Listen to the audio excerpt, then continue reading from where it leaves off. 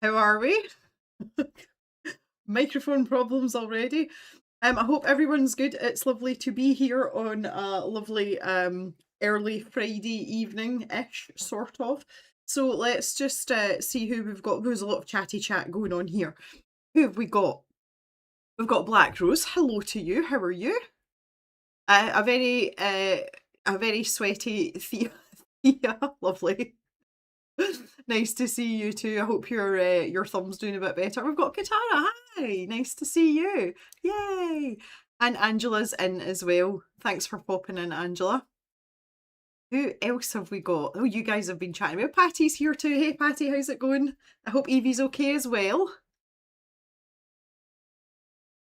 Desert Nails. Cookie dough can be frozen. Hi, Desert Nails. How you doing? Thanks for coming in, joining us. And we've got Cal as well. Hello. Lovely jubbly. Oh, yes. Okay. Nice. Nice to see you.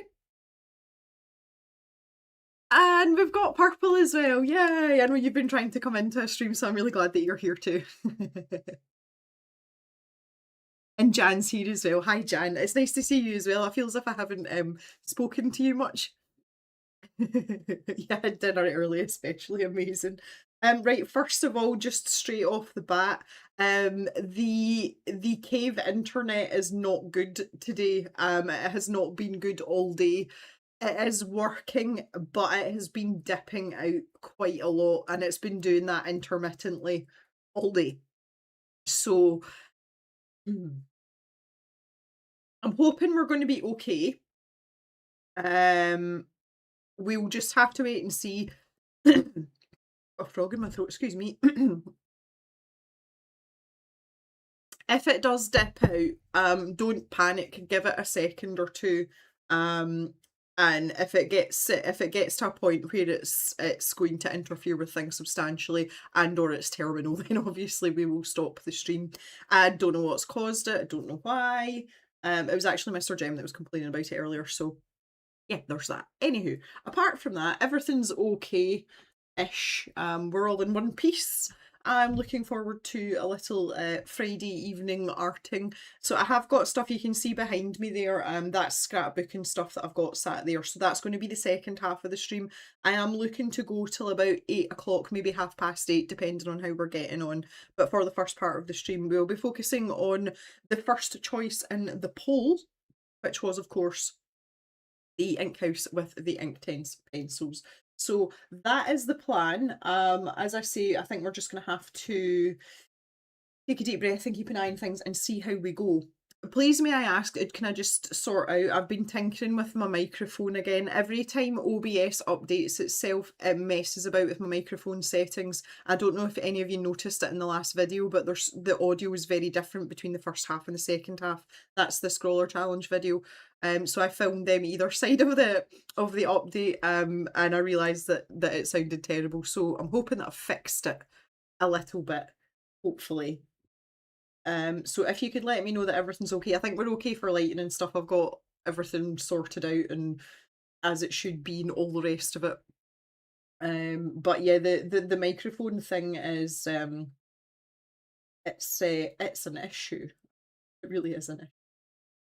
Oh geez. Anyway, so the most important piece of news that I have for you all is that we are now sorted out for a pre-order of the new Polychromos pencils. So if you would like a set, I will be selling them in the stash shop. I will have a level of stock in the shop once they have been released. But if anybody would like to pre-order a set, you can do that on the website now. And that means you're guaranteed a set. So what I've decided to do is I have put up a set price that includes the postage. So you will pay that up front. You would just place an order the way you normally would on the Cave website. And as soon as I have a date for dispatch, I will let you know and they will follow you in due course. So when you actually pay for it and you go to the checkout, it will come up with 0 postage and packaging, and it's because the shipping rate is included with the price of the pencils. So if that's of interest to anyone, you can go and do that now if you want to be guaranteed a set. It is of course the new colours. I'm quite excited, but I will be getting them. I'm getting my set at the same time, so literally when you guys sets land, I'll be getting mine as well. So that's quite exciting. So feel free to navigate your way over to the website and you can check that out. I don't have any other information at this point. The only information I've had from the supplier is that they will be released in August. So that's as much as I've got just now. As soon as I have more information, obviously I will inform you. I will put a post up as well tomorrow morning on the posts page on the YouTube channel, and I'll post a link to them there. So if you want to wait till the morning and just go straight to it instead of having to go and dig about for them, then you're more than welcome to do that as well. Okay. Someone's biting lips. It's probably heating the exchange boxes. We don't have any heat, so I would highly doubt that, Cal. Anna's here as well. Hello. Sounds okay for you. Good. Thea had to turn the volume up quite a bit. Okay. Oh, Thea's already got the link up for the pencils. Would be cool to see them swatched on a live when they land. I mean, I can certainly do that. That's not a problem at all. Colour with Claire has a really good video up already. She has a set that she got from Faber-Castell, and she shows you the swatches. She talks about the individual pencils and the colour names as well. But she's done a new colour family swatch sheet. I know some of you'll know that she does that for lots of brands of pencils. So she's done a new one with the new colours incorporated into the colour families as well. So you can check that video out in the meantime as well. Doc's sleeping and he's dreaming and he's making noises. Can you hear that?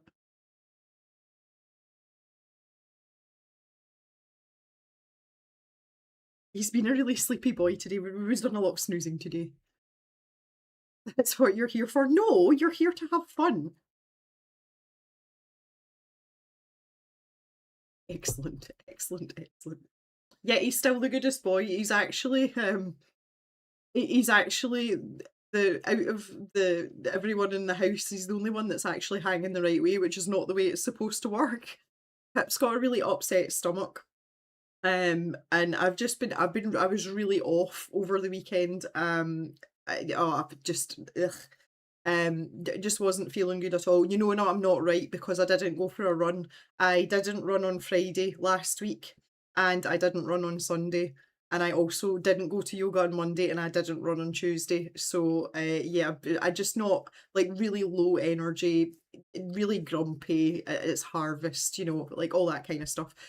Feeling much better now though. Did run on Wednesday and did run this morning, so everything's fine. Like, oh, we'll be okay. Oh. Black Rose will need to keep her eyes peeled from the Faber-Castell website. Yeah, I would imagine that you would be better getting them from there. I will post to Canada, etc. For anyone outside of the UK that does want to pre-order, there will be an additional charge for postage. The postage that's been attached in the price that's displayed on the website is for UK orders. Again, I'll put more information up tomorrow morning. So if we do have anybody in further flung countries that would like them, then I'm happy to send them out to you. For those of you that are in the EU, you're way better just waiting and getting them from Faber-Castell, because it will be cheaper than trying to get them from Scotland over to mainland Europe, and customs and all the rest of it, Brexit, all that stuff. So that would be what I would advise. But certainly for Canada in particular, but Patty, I don't know if you're in the market for them or not. Sending to Canada, it's an absolute dream. And the stuff that I send over seems to get to Canada quite quickly, and we very rarely have any problems. And the postage rates aren't too bad, in the grand scheme of things. So I shall leave that all with you. Angela's ordered hers. Yay! Congratulations, Angela. So yeah, that's something to look forward to in the next, hopefully within the next 2 or 3 weeks. If they're saying they're going to be released in August, I'm really hoping that they're not waiting until like the like the 30th of August or something. No problem, Patty. Most of the colours though, half of the tin it's pastel colours. It's very, very pale pencils, which I've always felt was something that was missing from the Faber-Castell set. But then again, I don't tend to use a lot of really light colours, so I personally don't feel like they were missed that much. But I know for a lot of people it's like, oh, the other half of the tin is really bright colours, really vibrant colours. And my observations, purely from watching videos and looking at some of the information from Faber-Castell, there's quite a few pencils that look really similar. There's an orange one in particular, and it seems to sit really close to like orange glaze, right, light cadmium orange. So I'm hoping that when they're swatched out that there's a significant difference, because it's all very well watching someone do it on a video. But as we all know, particularly with my top-down camera here, what it looks like to the actual naked eyeball can be very, very different. So I'm reserving judgment on that. But yes, it's very exciting because we haven't had any new pencils from Faber-Castell for the Polychromos range. I think it's something like 25 years since they've changed any pencils. Jan's multitasking is very best. Ordering pencils, eating tea, watching stream. That sounds like a perfect combination for a Friday night. I don't know about you. Hi Martine, how are you? Oh, look, Pink on her hands. Thea doesn't trust the colours on screen. I have to see them in person. Not watching any swatching. No watching of the swatching. Like it a lot. Okay, so I suppose we can head to top down. I've got my Fused tea in my mug. This is not tea. I do not drink tea at this time of night. I'm sure some of you were in the stream when I was talking about my love of peach iced tea, and the fact that the one that I really like you can't get in the UK, it's just not here, and we're lumped with Lipton peach iced tea, which is okay. I mean, it's not great, but it's not terrible, and that's generally what I drink. Yorkshire Tea, which is the people that make the tea that I normally drink, brought out one, and I paid a lot of money to get like a box of cans, and it was just really watery. It didn't have a lot of taste to it, so I was like, eh. And then I found a company that import Fused tea, and they import it from France. So it's a shop in London, and it's all basically all imported foods from mainland Europe. So I got 6 big bottles. So there's the peach one, and then peach with hibiscus, which is just oh. And I was so happy because the last time I had it was when I was in Malta. That was the last place I could get it. So I'm super happy to have it. It just makes me happy.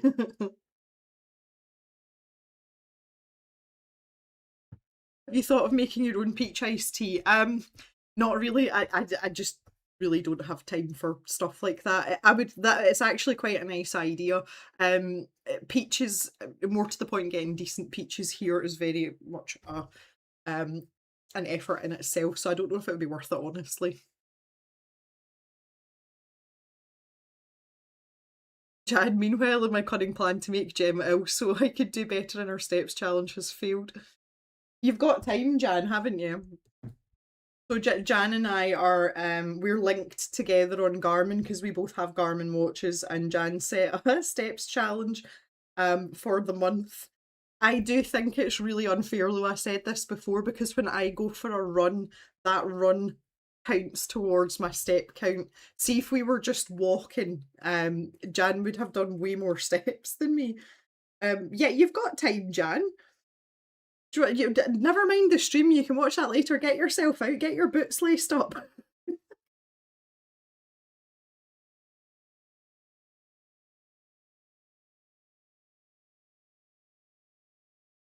I prefer the teapots with the built-in strainer. Interesting.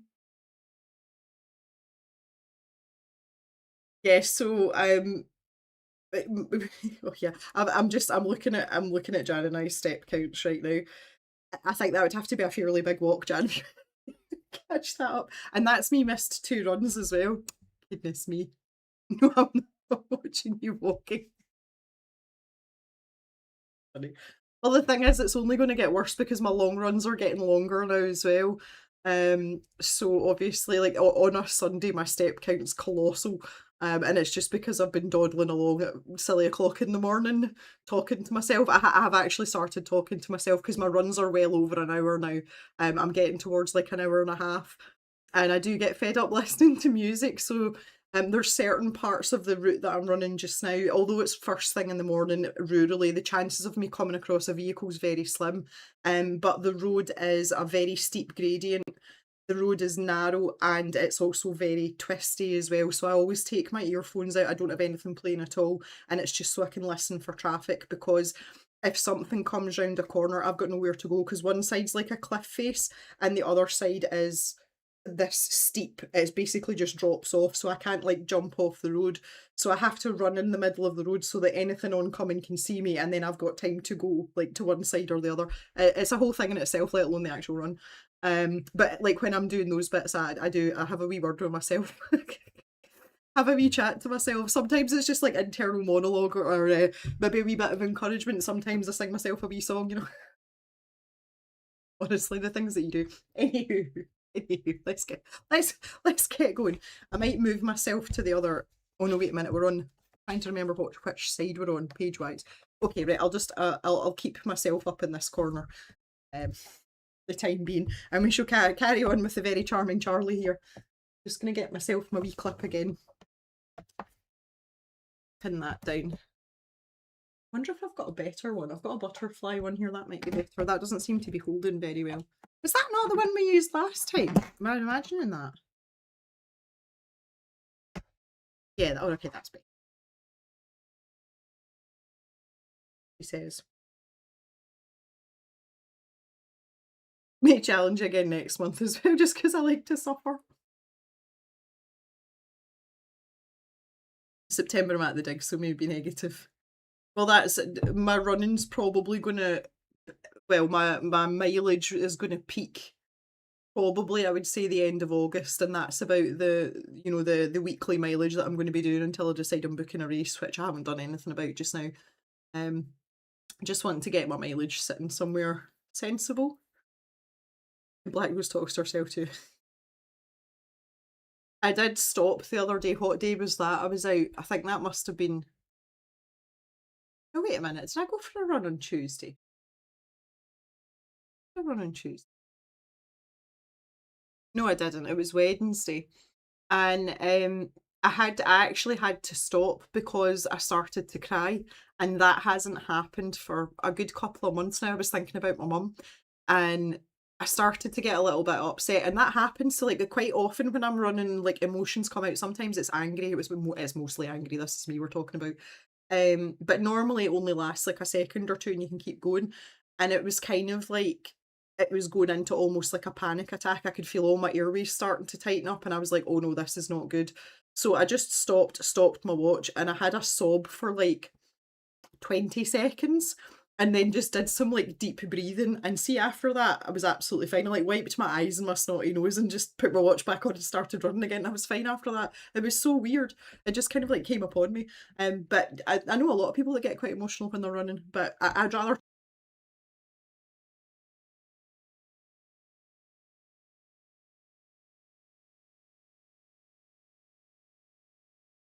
I'm hoping that I haven't lost too many of you already.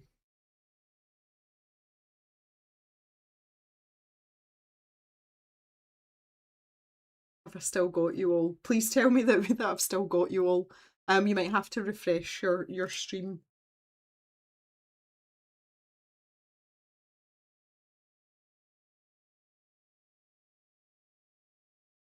I'm watching on TV and thought there was a fly sitting on it, only to realise it's something on Jem's top shelf. Which shelf are you referring to? There's a lot of shelves. I'd cry too, but for a different reason. Yeah, as I say, like I have been having intermittent internet all day, so that this might happen once or twice. If it starts happening like every 5 or 10 minutes, then we can make a decision on whether to end the stream or not. But I will take feedback from you all for that. Right, okay. Back to Charlie here. If you remember when I finished up last time, we were working on putting some shadows into this scarf. Cannot for the life of me remember what colour I was using. I've got some here. I don't know if it was any of these. It must have been either like a dark purple or maybe the Payne's grey. Does anyone remember? To the right at the very top. Oh, do you mean the black, that side, the black square, this thing here? I can never do the pointing thing. That, you know what I'm talking about.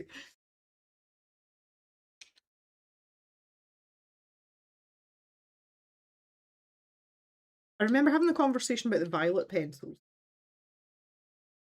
I think I might just go with the Payne's grey, honestly. That's the wee as well.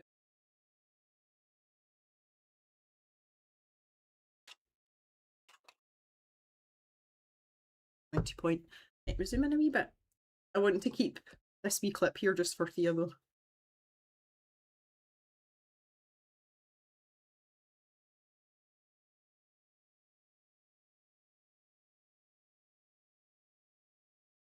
I'll probably just keep this dry. I've just realised, what have I done with my water brushes? I'll put them back. To the left of that. I don't know what you're doing.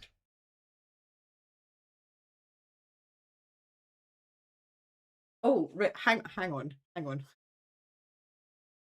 It's just a wee thing above your left shoulder.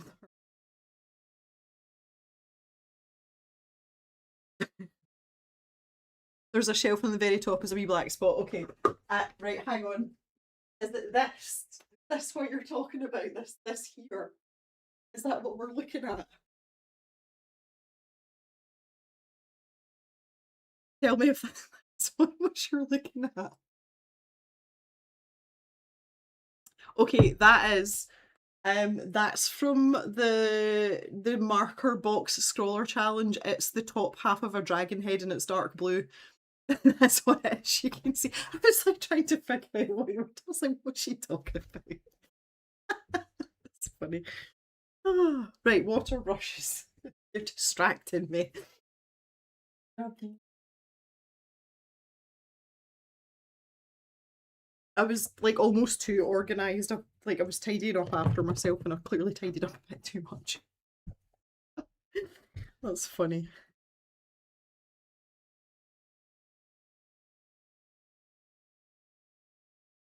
So yeah, despite having a couple of runs missing, it really doesn't have any impact on your performance. I'm not really going for speed at the moment.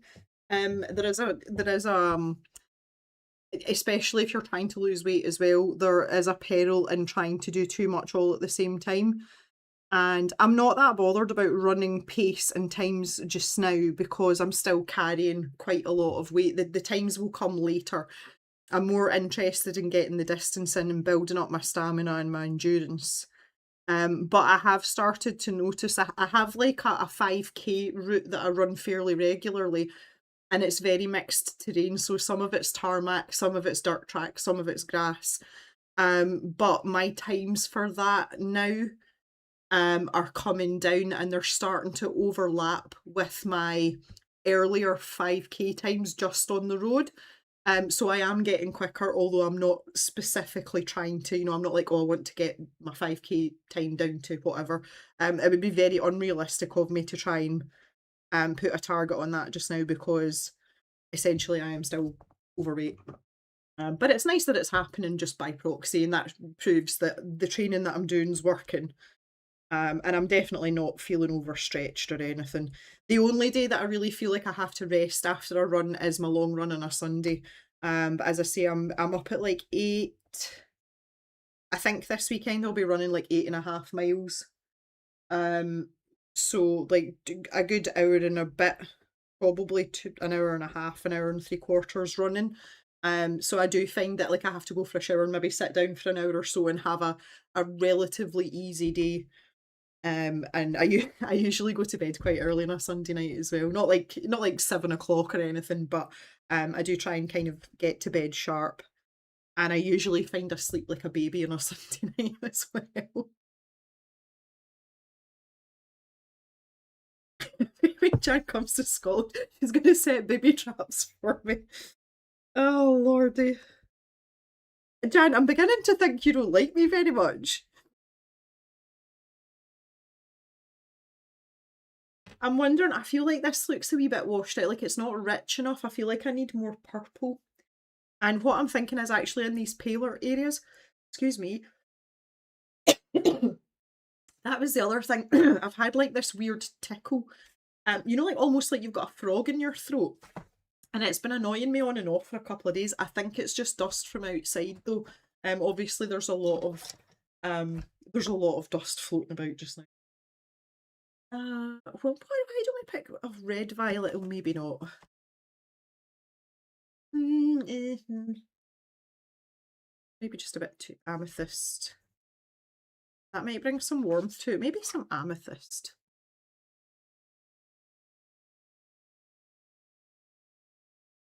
I kind of want this to be quite rich.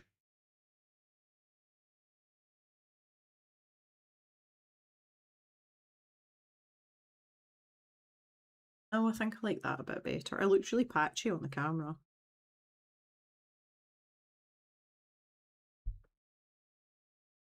Hmm.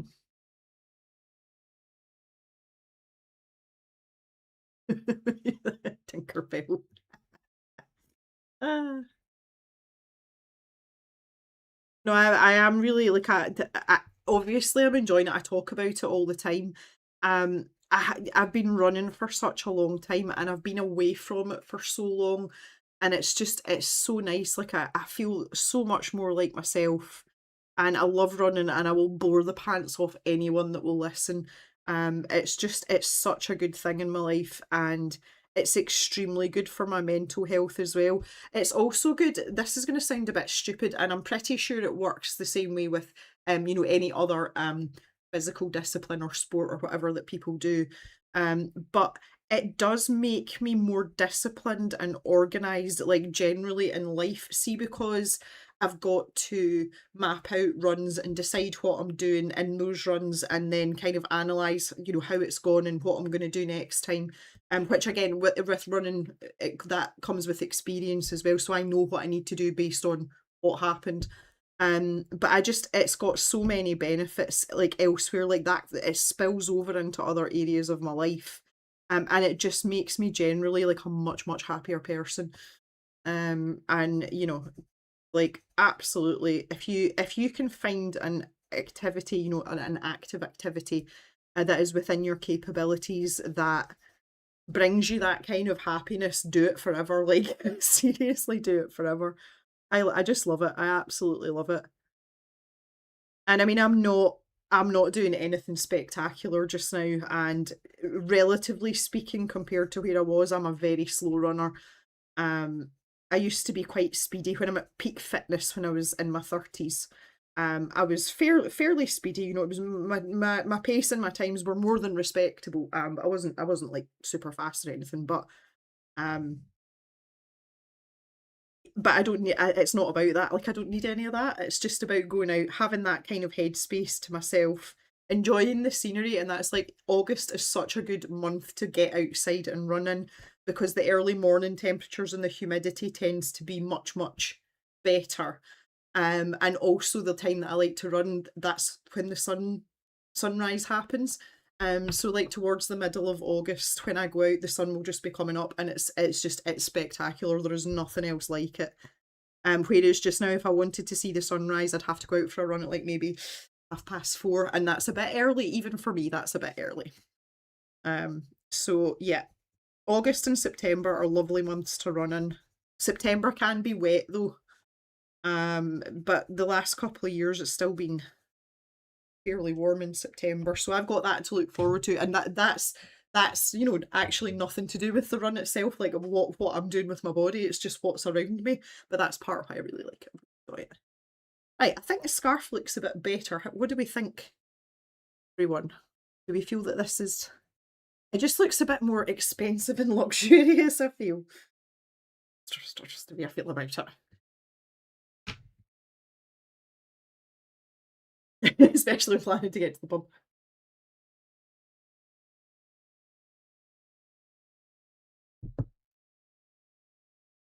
Yeah, I like the quietness, although I kind of chat to myself. There is a sense of inner peace and it keeps my brain quiet for a wee while, which I love as well. It's so good.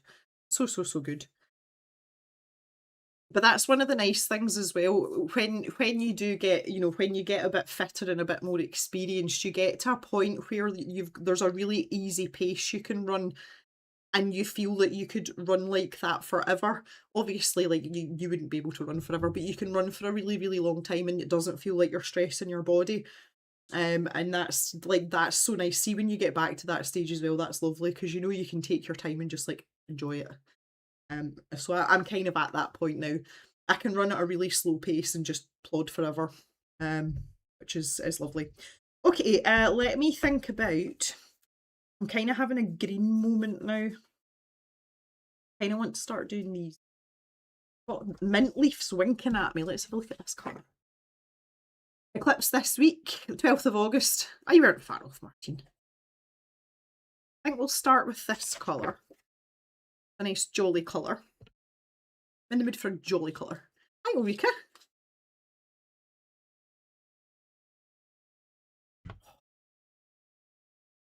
Yeah, so this was one of the newer colours that came out for the Inktense pencils. I've really not used this much at all. But let's start up here. I should really, in fact, excuse me for a moment, I'm going to go and get my glasses because I don't want to be like leant over. I'm just going to go and get my specs. I'll be 2 seconds.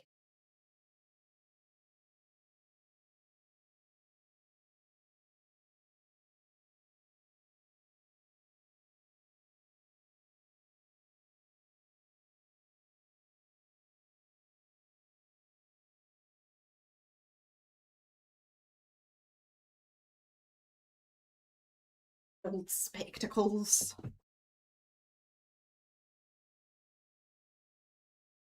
You forgot it was Friday. Oh no. Well, I certainly didn't forget it was Friday today.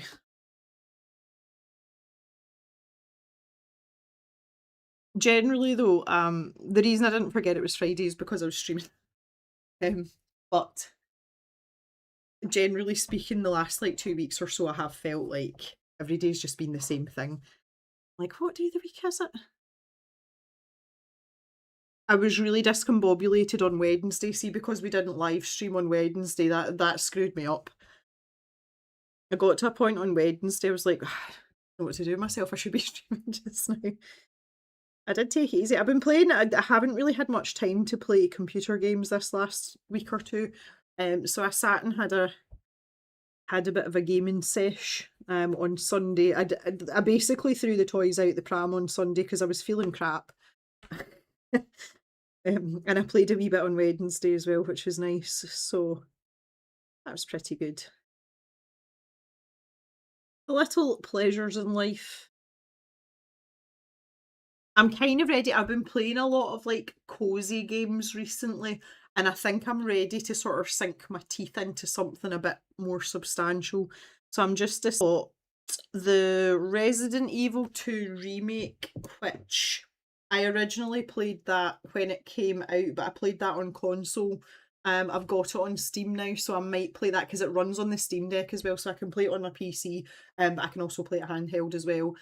and I've got all of the Metro games as well, which I have never played, and apparently, they've been digitally remastered as well. Apparently, they're really good.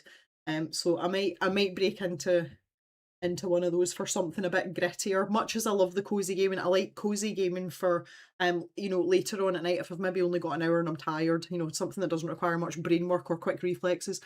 So I'm still deciding what I'm going to do.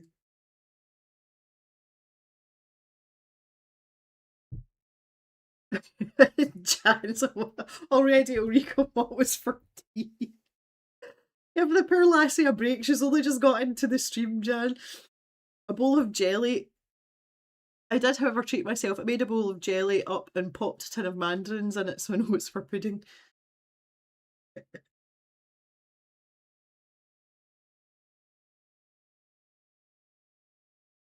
In time, not intimidating. That's a good typo, Cal. I like that. Jan's bought Uno, yes.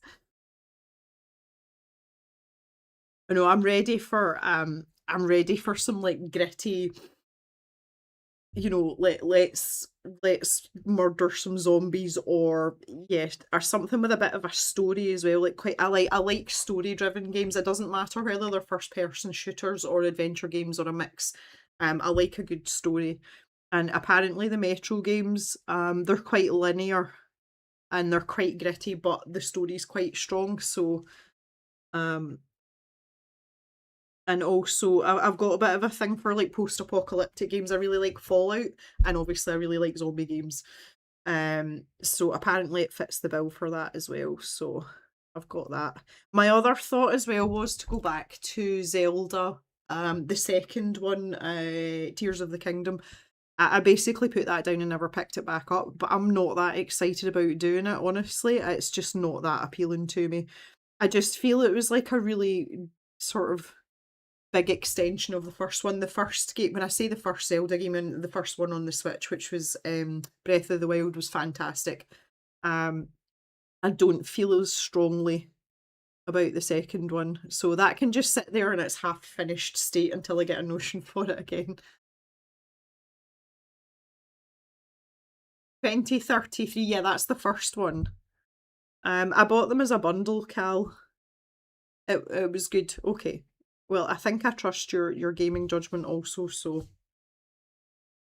I'm seriously thinking about not activating this with water. I would like a really dark green though. Um Mallard green. This is like a really deep sort of jewel emeraldy. Oh yeah. Yeah, yeah, yeah. Okay. Do that again. I need a pointy point though. House Flipper 2 is coming to Switch 2. I'm still playing Power Washer 2. I had a wee quick scoosh for half an hour on that last night. I'm doing like the extra levels now. It was House Flipper that got me onto Power Washer. I've never gone back to House Flipper. See, I've kind of had my fill of cozy games, to be fair. I was playing. Oh, I finished the Arcane Library one. I've got all the achievements on that, and I moved on to Camper Van Make It Home, and that is a lovely little game. I think it's only something like 12 quid. If you like organising things, it's really, really lovely. Highly recommend. I think there's only like 12 hours playtime or something though, maybe or not even as much as that, maybe nearer 8. Um, but the music's really nice in it as well. And you can get yourself a wee pal. I'll not say any more than that, which is really cute as well. So 10 out of 10 would recommend that. That's available on Switch and PC as far as I know. So that was a pleasant little interlude as well. But see, I think I'm kind of cozy gamed out for a wee while.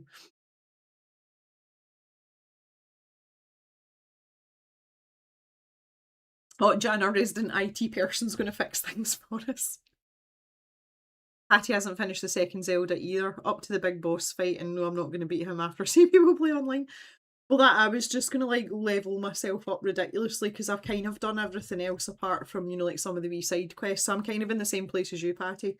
Did you do all the, not the underworld, what do they call it, the depths? Did you do everything down there as well? Because I find that really tedious down there.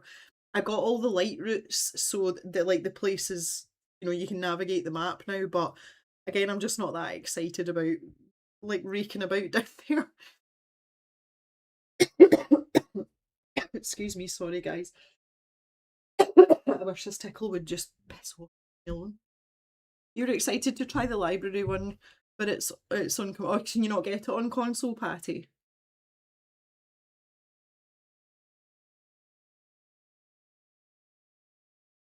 It gave you time to post cutie cat in the Discord.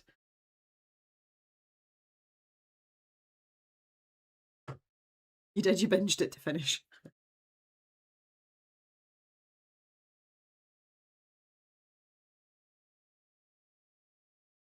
Still looking at. Yeah, I'm quite curious for Indiana Jones.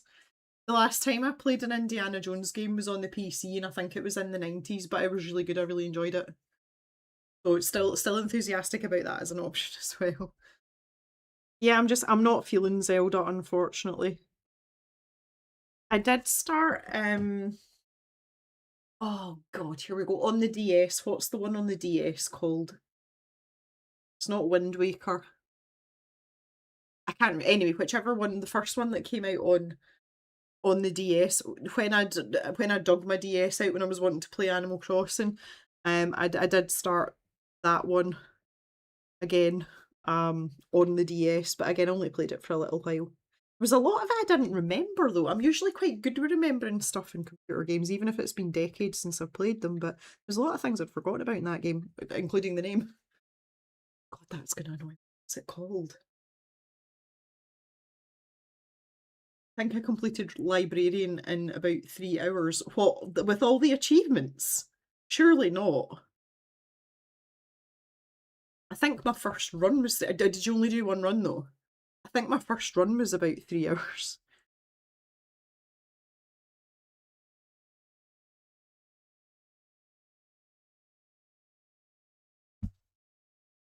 This pencil's really soft. Like for an Inktense pencil. I feel like these ones up here would be darker. Yeah, I just wanted to make that a bit more interesting. Yup, that does. I asked like 6 questions, sorry. Yup. It was that yup, you just did one run, or yup, you've got all the achievements. Thea went for the no magic achievement in that game. Well, I say I did all of them. I went back and did the speed run one, and I came in at like an hour 29 or something. No, it wasn't Ocarina. Ocarina of Time. Yeah, first run. Okay, yeah. I was gonna say you did the whole thing in 3 years. How the hell did you manage that? Yeah, Ocarina of Time was on the. Oh my god, that was on the Nintendo 64. That's really irritating me. I'm sorry. I'm gonna have to Google. I'm gonna kick myself the minute I see it. Like I know I am.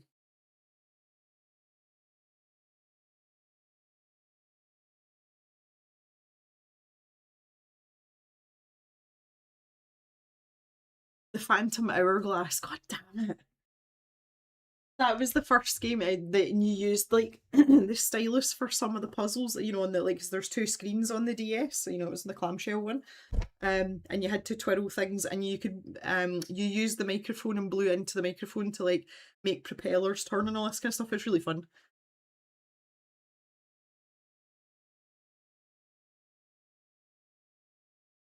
The Ocarina of Time, that's the one that's getting remade, yeah.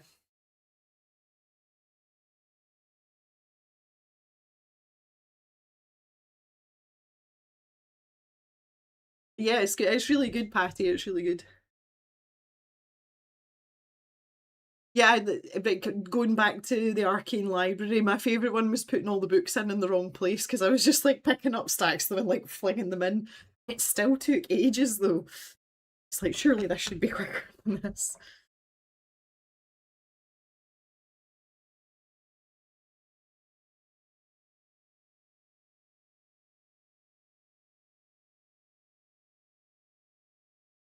Trying not to colour any window frame here. There's a lot of lines going on here. This is such a pretty colour. Like, I really like this colour. You know, I'm a fan of greens anyway, but I do like a minty green.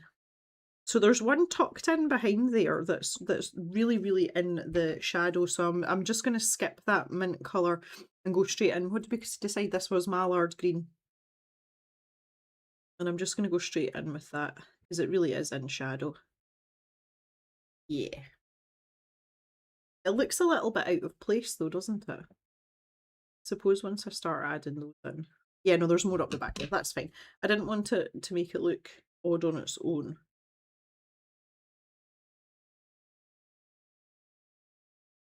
Purple's finished our entry in our daily journal for today and set up your July review page. That's something I'll be doing later. I know we've had this discussion before, so mine is digital.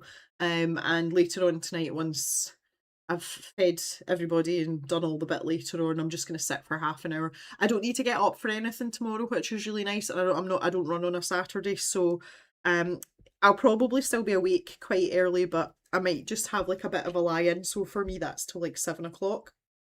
But quite often I like to sit up in bed and either read or, you know, like play the Switch or something. But what I'll do is I'll sit with my iPad and I'll do my planner for August.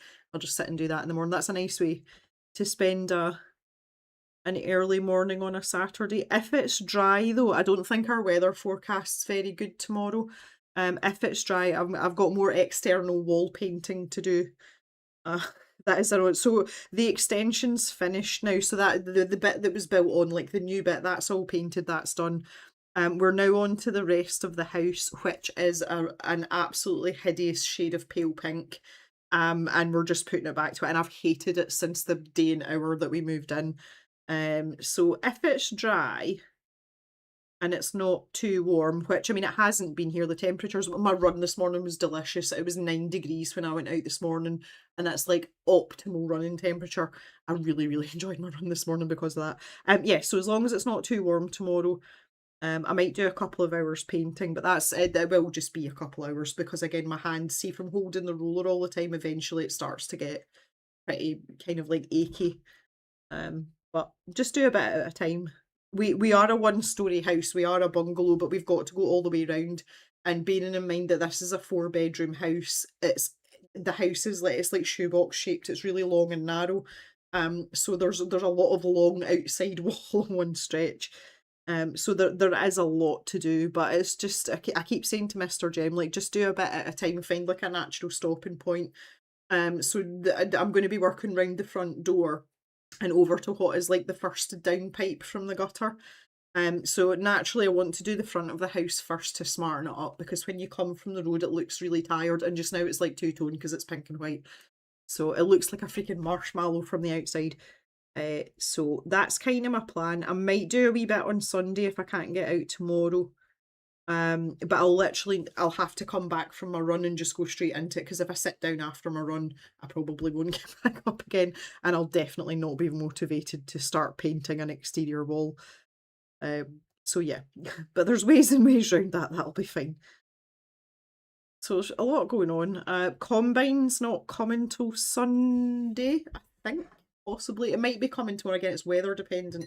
But that's us, we're going to start. I say we, I'm not harvesting anything. Mr. Jem and his cohorts will be harvesting our oilseed rape, which is his favourite crop to harvest because there's no straw and there's no baling to be done. You just literally like chop up, like you just chop it down. That's it. End of discussion. So it's a quick crop. So he's hoping to get going with that. But we will see. Our baler's sick as well. We've had a catalogue of mechanical disasters. It's not started off well at all, but things are starting to get fixed now. So, but our baler's broken down, and the part that is needed for it, we found one in Lithuania, we found one in Germany, and one in Australia. There is no parts in the UK at all. So that's not great. So I haven't had an update on that today. I haven't seen Mr. Jem much today, but I shall be asking about that later. Because when I did see him first thing this morning when I was out with Pip and Jock, I could only see his bum and his legs sticking out from under the baler, and I was like, "I'm not even gonna go and talk to him. I'll just like I'll just let him get on with it." I know there's like unidentified bits of baler lying about all over the shed floor. I was like, "No, no, just keep away from that."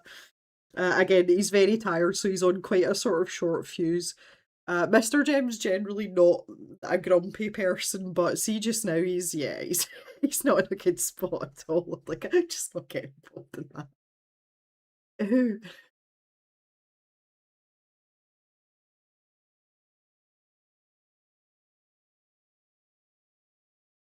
Oh, grapes to add to gin. Nice. You did that one by accident because that's how you sorted them. Colleague once took her daughter to library in real life. Left her in that one section. You should put all the books in size order. Papa Jem would love that.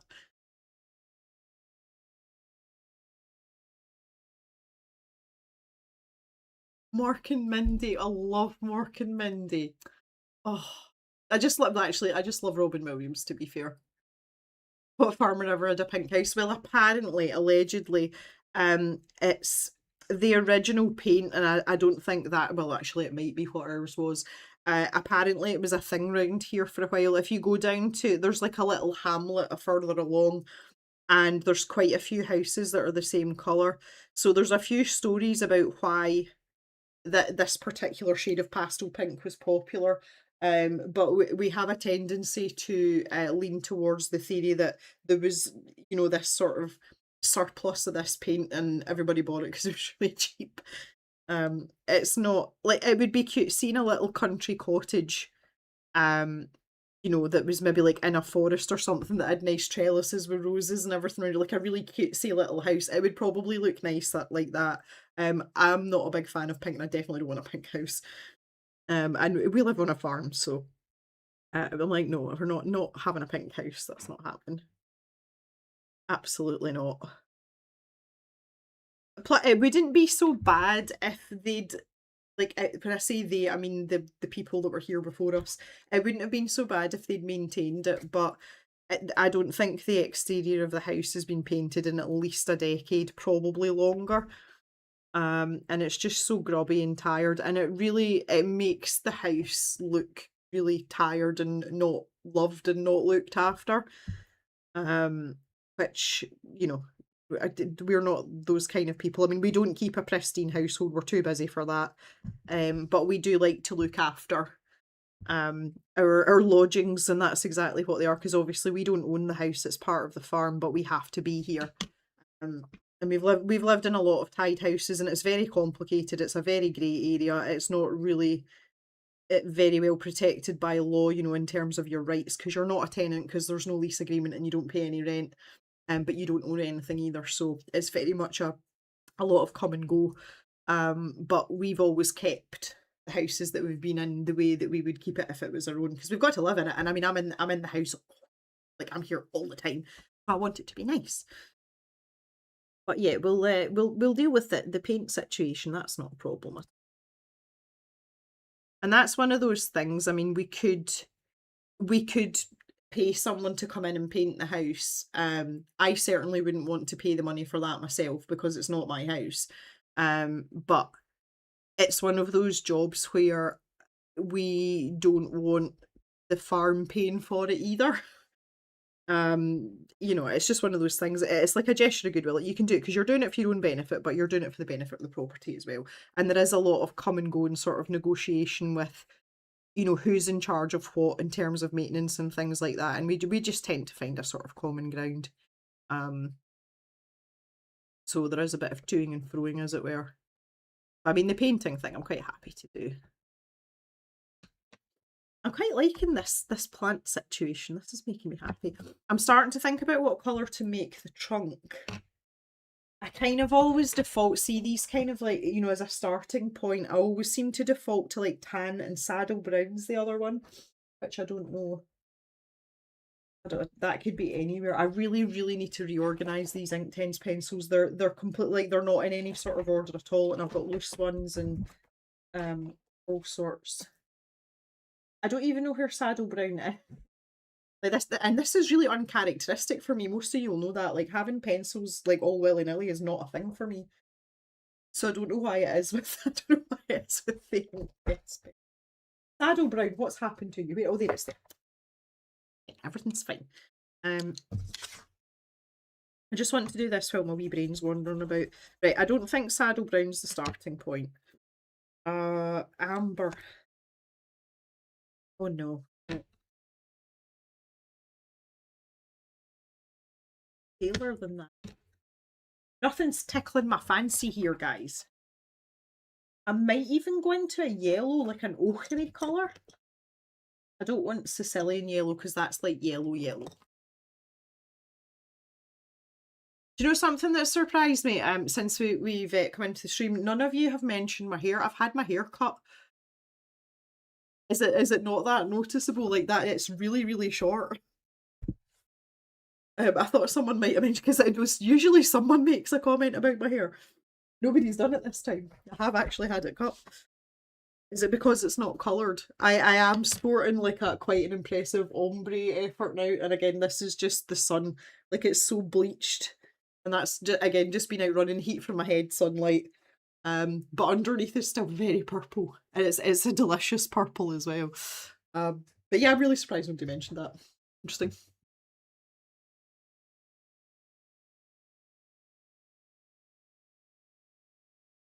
I've read all the kids' books meant to find something else. Ulrika lived in tied houses as well. Rights and responsibilities were always murky. Yeah, I think you need to have very clear conversations about that.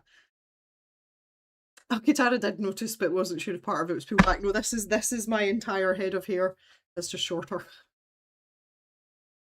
You know, I've had a really good chunk taken off of it.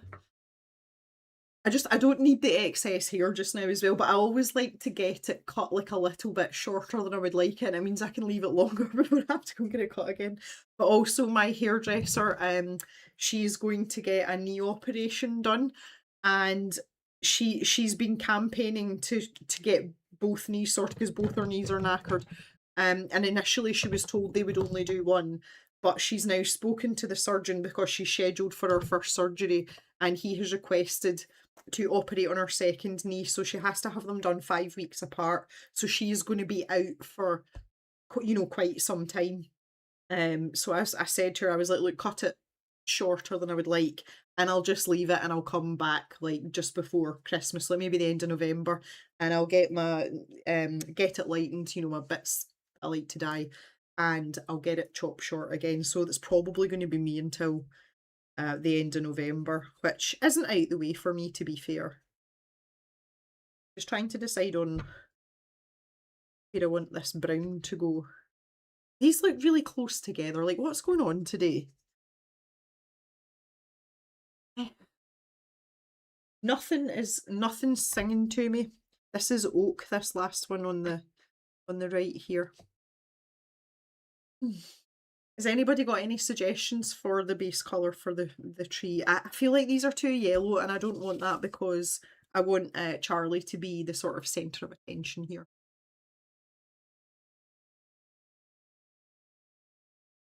The cow didn't even know what day it was till about an hour ago. You're being a little hopeful for anything beyond hellos and other hands.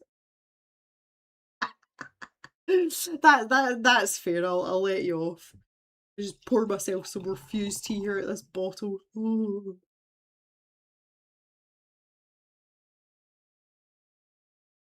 I think it look nice though. And I'm actually like, since I've changed the dye, and first of all to purple, but also to the purple and dyeing it myself, I don't mind the way it fades out, because it goes to blue and then like a turquoisey colour, so even when it does start to fade, it kind of looks, especially when you get to this stage, it almost looks intentional, when the reality is it's just because I've got a sweaty head when I'm running. Mix two together, yeah, but I don't know what two, that's the problem. Like I don't know. I don't know where I'm going with this. Like I don't know what's happening. I'm normally not this indecisive about colour, you know, colour choices. I'm usually quite like, yes, this is what I want. It's too red as well. I'm trying to think. Oh, now hang on a minute. Hang on a minute.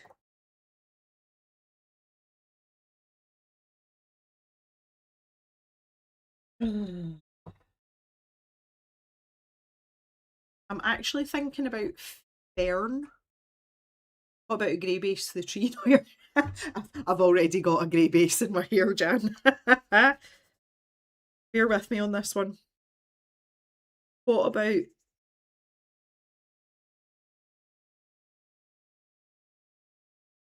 that? And then oh, bloody pencils everywhere. Not amber. Where did it go? Got myself into a fankle already. It's a good Scottish word for you, fankle. Fankle just means to get tangled up or muddled up. I had it 2 minutes ago. I'm looking for the oak pencil. I literally just had it. Saddle brown. I don't want saddle brown. Oh, I've got it. And then we could take like the oak brown over the top of it.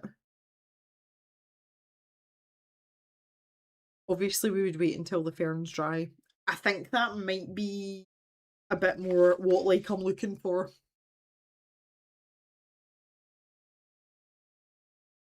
As evidence that yeah, I've had tan. Willow. Ulrika might be onto something. Now the first challenge is finding willow, because I say I can't find sweet FA. That's a good shout, Ulrika, I like it. What happened to willow? Or brown. Well, it's not in there.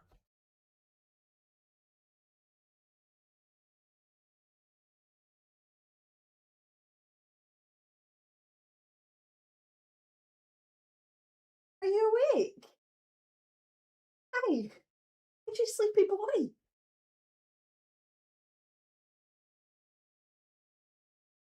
Willow here. Oh, I found it. Jock's just roused himself. I think it's just momentary though, I don't think it's... Hi! Was that a good snooze? Did you like that? Oh no, we're putting our head back down. We're not done snoozing.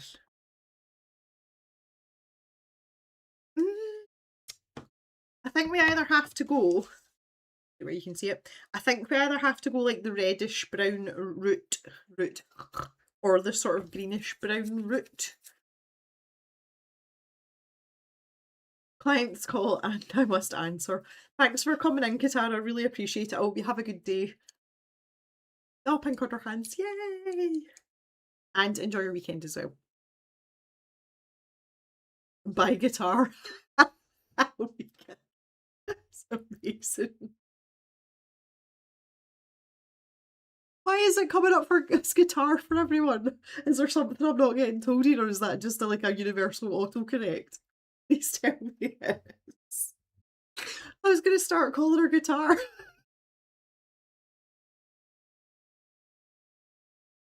Greenish brown so it doesn't clash with the cat. Yeah. I think I quite like my oak willow. No, not oak willow. Goodness me. My fern oak combo. I think that's what we'll go. Thank you, Jan. Anyway, that was a wee side quest there. Let's get back. Let's get these leaves finished. How are we doing for time? God, it's 7 o'clock already. Nearly 7 o'clock. When did that happen?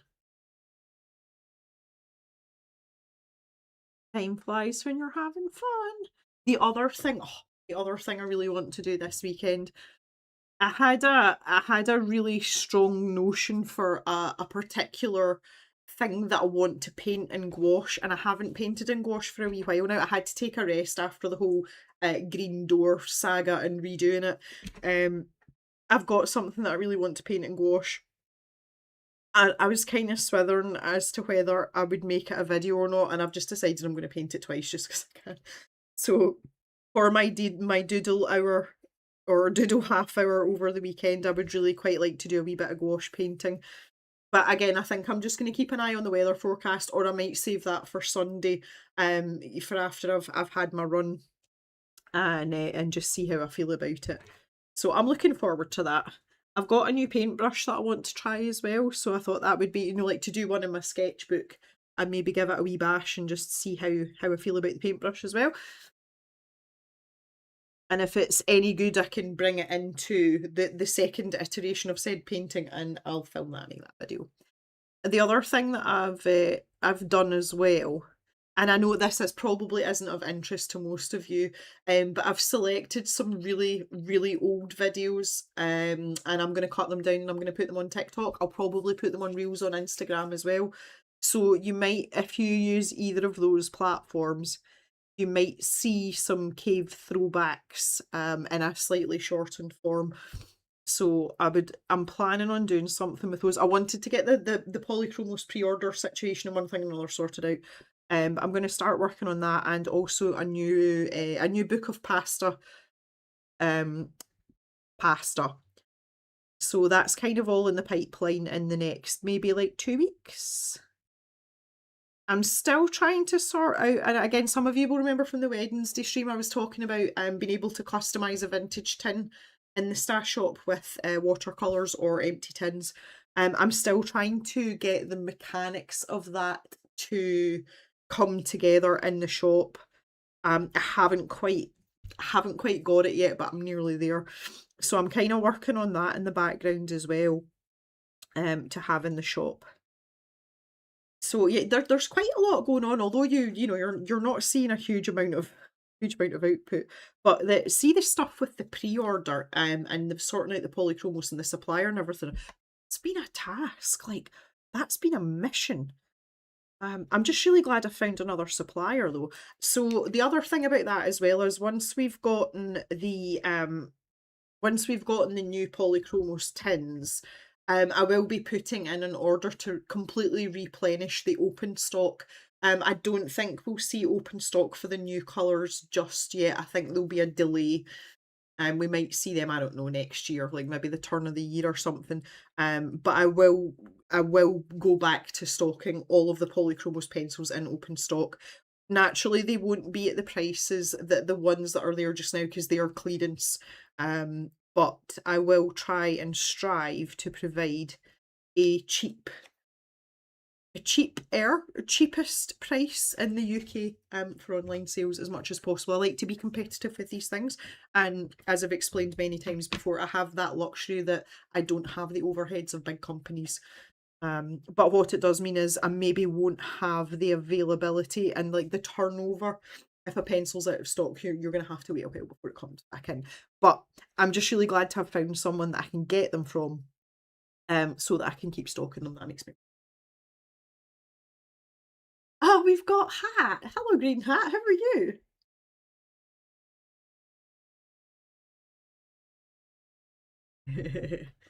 Nice to see you. How are you doing? Haven't seen you for a wee while. See, this is why I like doing streams at different times, because there's people I don't see very often, and there's some people that are able to sneak in and like to just kind of sit in the background. And I appreciate that a Wednesday afternoon UK time isn't perfect for everyone. So it's really nice to see everyone. So good, so good. I am really struggling. I'm like squinting away here. Do you know what I'm gonna have to do? I'm gonna have to go this way. Just while I've got this mallard pencil, I'm gonna get these darker ones here. I'm just gonna do them all together just now.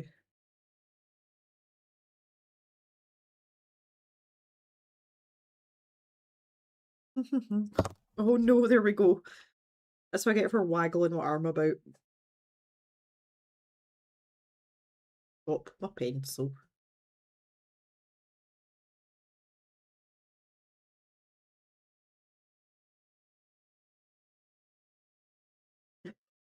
Nowhere to put my arm. You've been away. Oh, nice. Jan's happy to wait for the missing pencils. Well, again, Jan, if you know what ones it is that you need, you can let me know and I'll like add them on. So normally I'll get like 6 of each pencil. That's usually like the minimum stock requirement when you're ordering things like that. So I would get 7 of whatever, so that you would have your own. Damn day job gets in the way on Wednesdays, and how inappropriate. Is the mallard pencil driving you quackers? Oh, Jan. Oh, because already she's like, oh, Jan. That's, yeah, like, we're into the dad jokes. It's only 2 minutes past 7 and we're into the dad jokes. Right, okay, very good. It's not it's not the pencil that's driving me quackers, it's the sorry.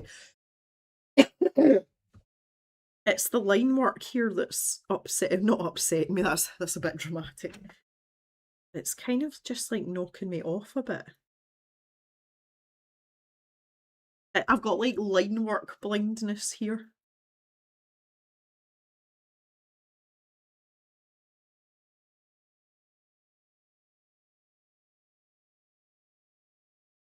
Chalk's absolutely out cold.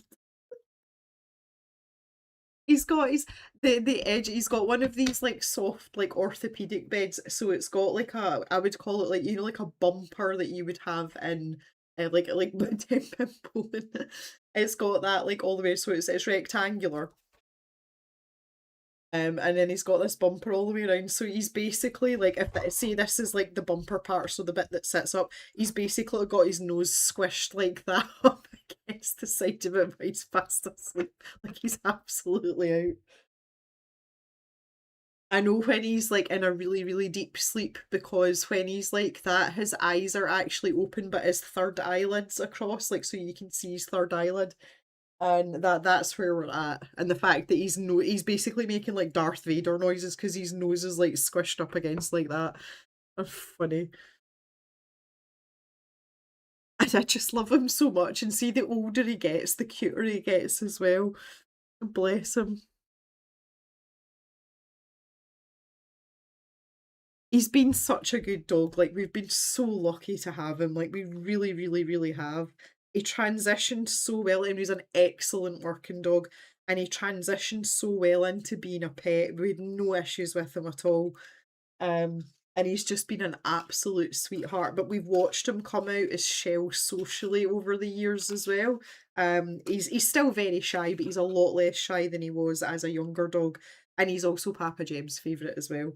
It's been an absolute privilege having him. And even now in his geriatric age, he still makes me smile and like comes for cuddles and stuff. He's I mean we always call him like the goodest boy, and it's a joke because he's the only boy. He's always been the only male dog. But he really is the goodest boy.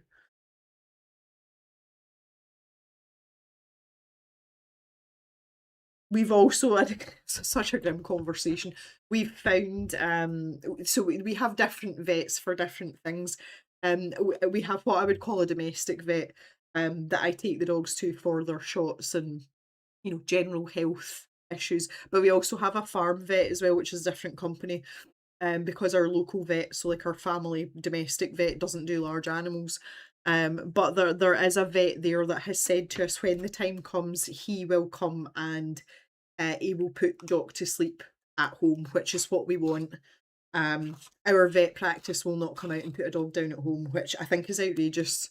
They could potentially make a lot of money from that, so they're lost.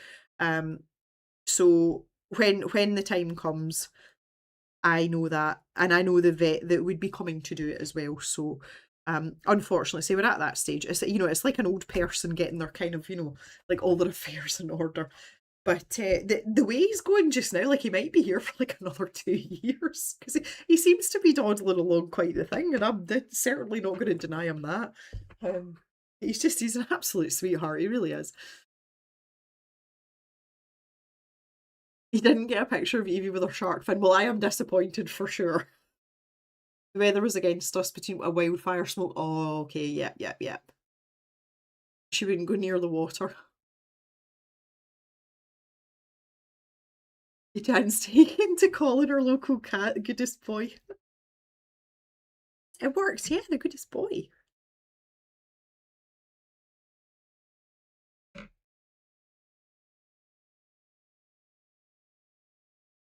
I was kind of talking to my brother just about, we were talking about pets in general because my brother doesn't have any pets.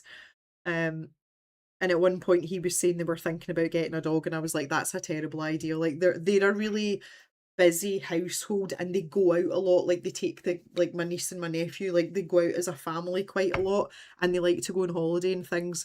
And a dog just wouldn't, it just wouldn't be the best idea. Um, but I was like, I couldn't imagine not having a dog now, and I don't ever want to be in a position where I don't have a dog. They just they bring so much to the table. And say Jock's the perfect example. He's just a wonderful dog to have. We're very, very lucky to have him. Very, very lucky. He's gotten quite clingy as well. This is something that's happened as he's gotten older. Like, once he realizes that someone is like receptive to him, I'm talking about a stranger. So he's figured now that if I let someone into the house, it's friend, not foe.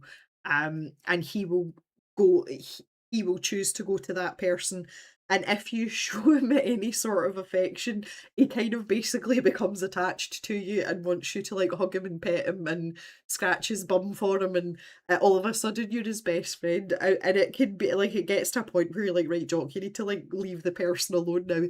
And he sits and gives you his like big old sad eyes, and you can't not, and you're like, oh, okay, come here. But unfortunately, again, being an older dog, he's starting to get quite whiffy now. For any of you that have had dogs, you know what, that really doggy smell that you get, Jock more or less smells like that all the time now, and it doesn't matter how often you bathe him, and we can't bathe him often because of his skin, because if we do it too often, it makes his skin worse. So he does have a distinct like old man dog smell about him, um, which we manage by various means. But again, I just feel like it's a privilege to have a dog do that because they've made it to that age. But yeah, I wouldn't be without my dogs. I really wouldn't. And it's not the same as having a cat. I've had cats as well, and I quite like cats, but I wouldn't want another one. You can't walk a cat well, you can walk a cat, but it's not the same as walking a dog, especially not a collie.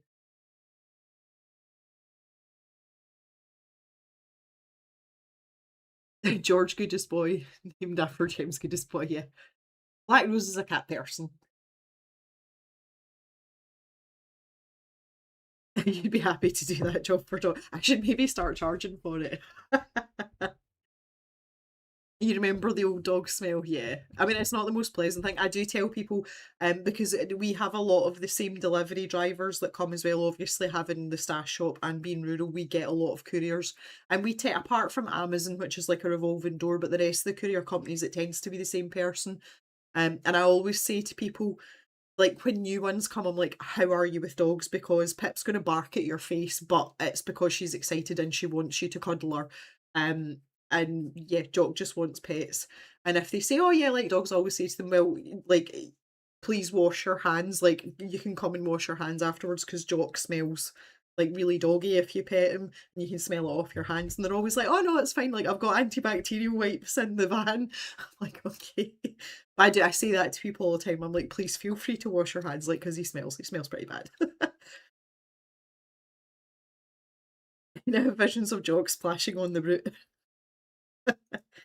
We had a wee cat. It was a rescue cat. This was years and years ago. So this is when I stayed with Mama and Papa Jem.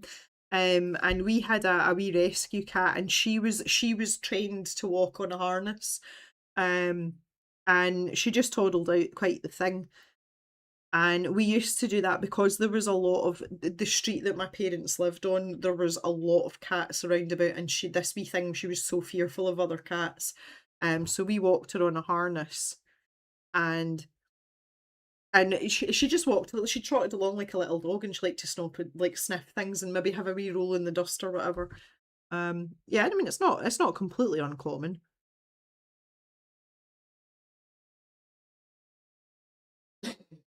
I could feel you looking at me there. I could feel your eyeballs looking at me. You all right?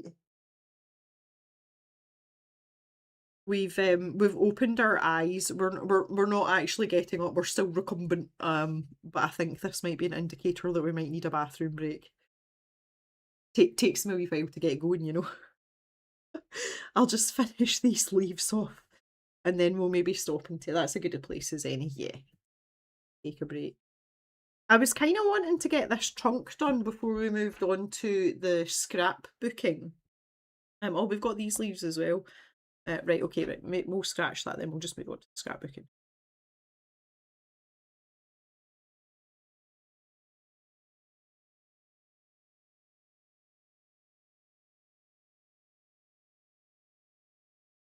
Baby wipes helped with the old boy smell.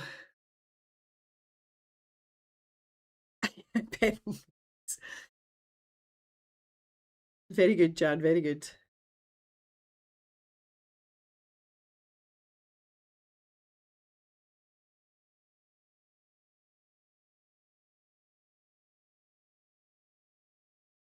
I feel like I'm gonna have to blow my nose as well. I say it's basically just dust. I put I put some washing on earlier, and it's my running stuff. I like to put it in the machine, you know, like straight away, so that it doesn't get smelly.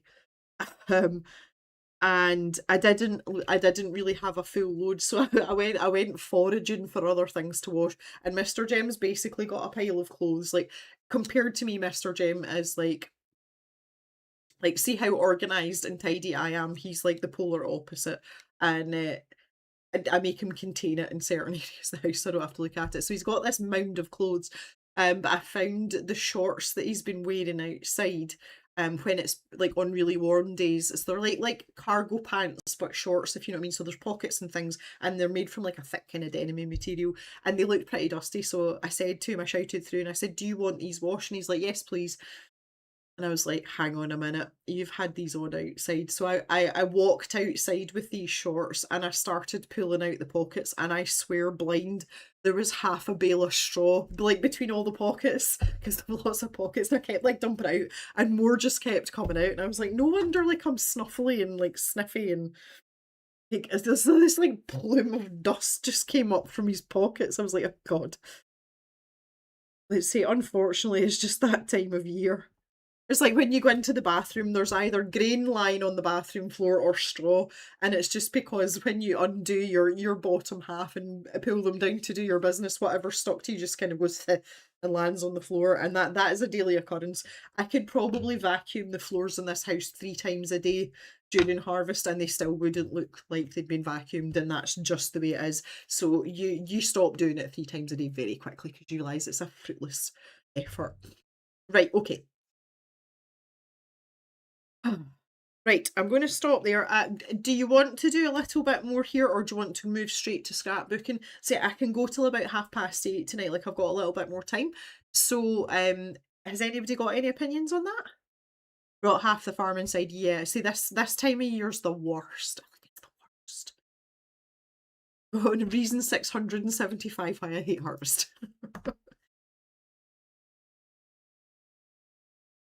It's looking kind of dapper. This green's setting things off nicely as well. I quite like it. I quite like it. It's kind of like. Any thoughts on the continue versus the scrapbook? Do we want to just go straight to the scrap booking?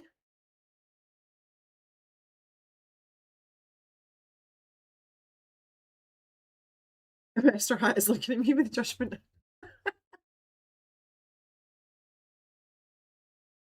Because you also have hay pockets. Have you got a horse hat? Cal's easy. That's not helpful, Cal. I need you to help me make decisions here. Decision making brain doesn't want to decision.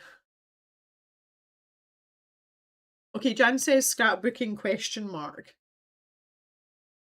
Y'all are too easy going for your own good. Scrapbooking sounds good. Lurking more in the background tonight and hopping in chat here and there. Okay, right. We'll just go straight to scrapping. That's fine, right? Well, what I'll do then is just while I'm here, see, Jock's not quite ready to get up. I will put all the ink pens pencils in here. I think see the next live stream. Oh, that's the other thing as well. On Sunday. Yes, not tomorrow. I need to get this right because I don't know where my planner is. So yeah, I'll put a post up tomorrow about the polychromos on YouTube. On Sunday, I will put up the live streams for August. I do think the first Wednesday live stream that I do, I'm going to have to reorganize these pencils and put them into something, because this is outrageous. I know weirdly some of you quite like that stuff as well, so I might just make that a little job for the work in progress Wednesday. Dan demands scrapbooking. How are your crops with how dry it's been? We're Scottish. We're fine. We're absolutely fine. I'm actually at the point, and I usually don't feel that strongly about things like this, but I'm actually sick of hearing about how Britain's in a drought. Britain is not in a drought. England is in a drought. We are absolutely fine. We've had great crop yields. It absolutely pissed it down from the heavens last Sunday, and it's rained a couple of days in between. We've got no hose pipe bans. All our rivers are running, like we are absolutely okay. But also you have to remember, you see all the reports on these extremes of temperatures. We do not have these extremes of temperatures ever. The warmest it's been was 27, and it's been like that maybe 3 days since the start of the summer.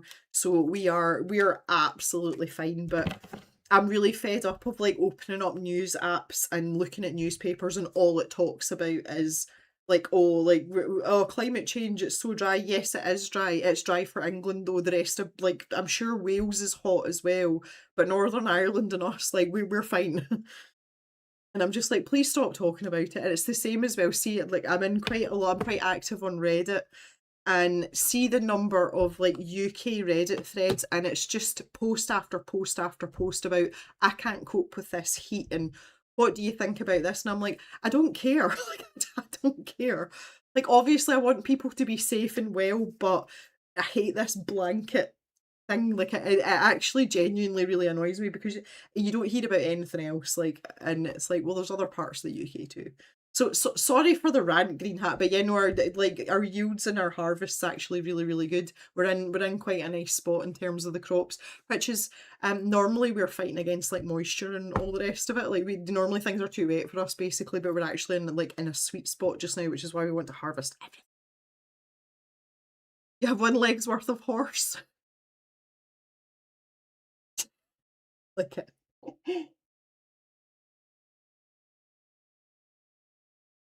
Yeah, Ulrika says we're going to dust down there. Yeah.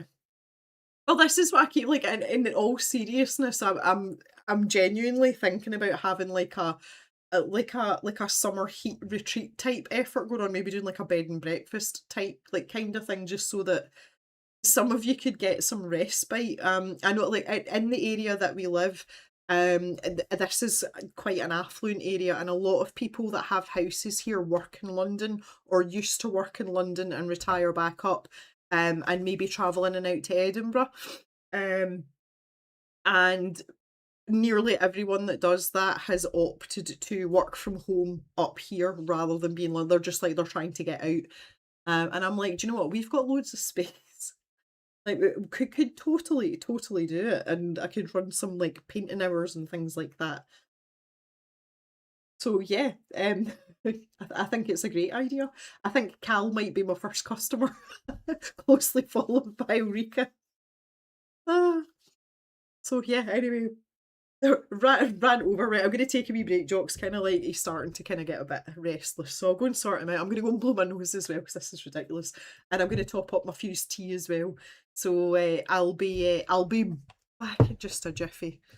Pop this away. Charlie, we'll see you next time. Move all this stuff out. I'm just going to leave that there just for Theo.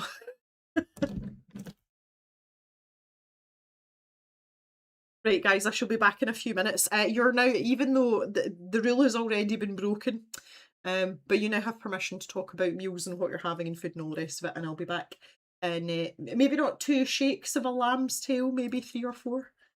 So please feel free to talk.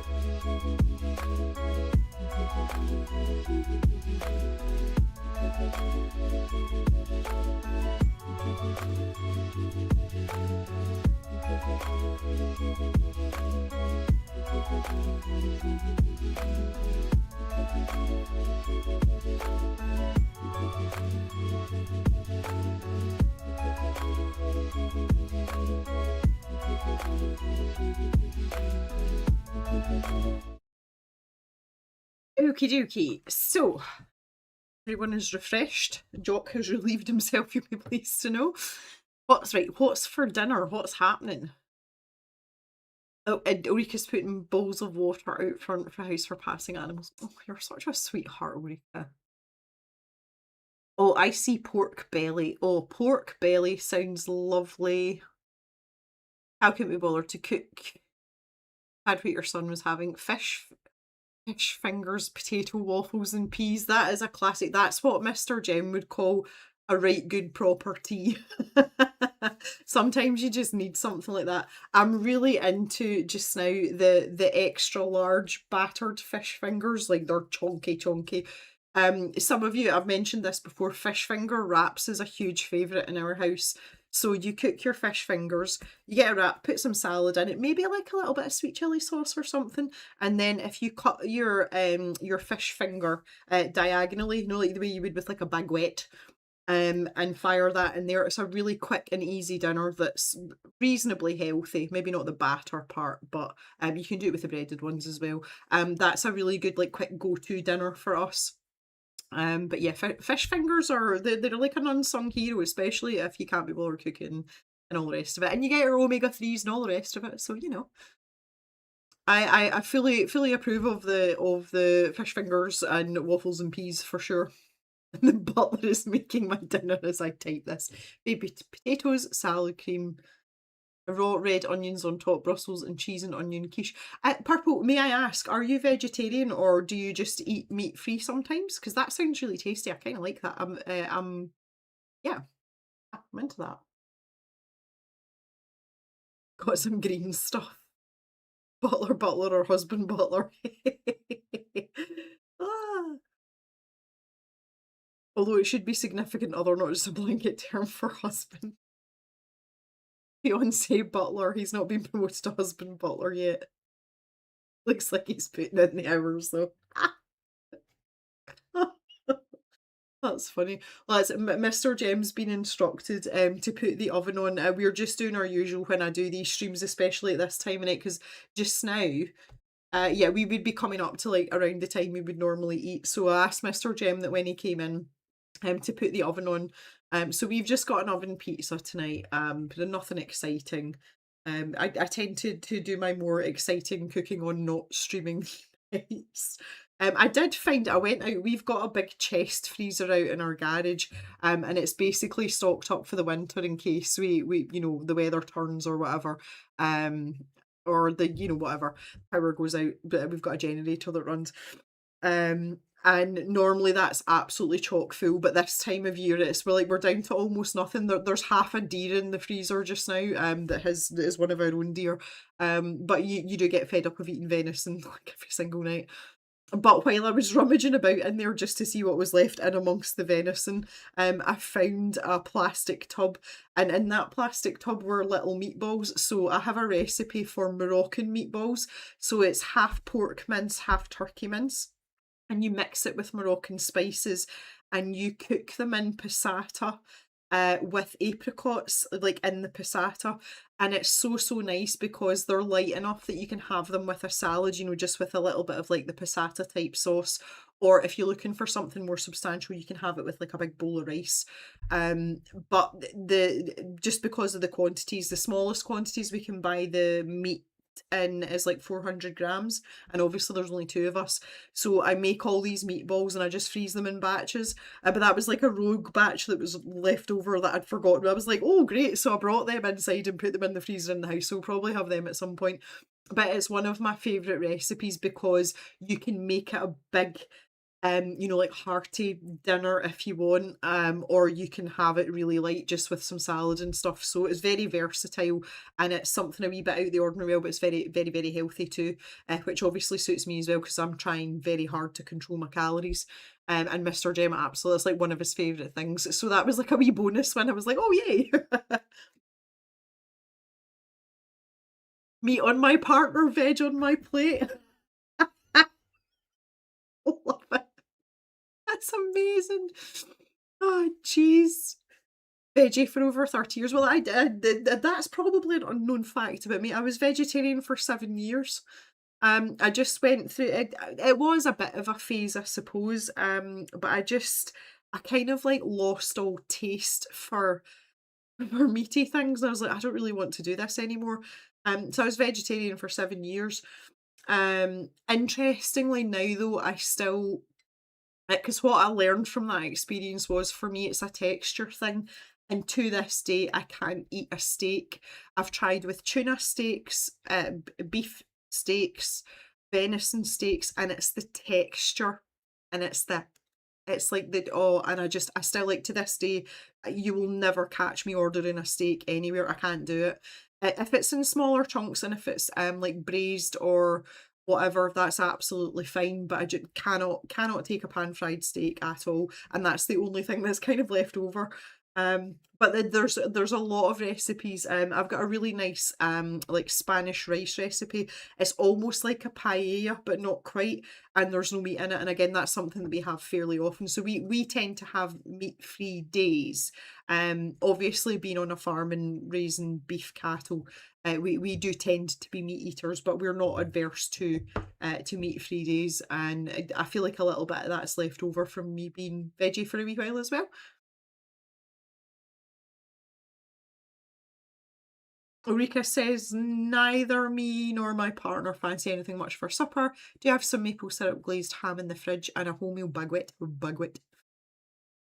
Wholemeal wraps with salad, cut up meatballs in them, and some grana padano. Oh, yes.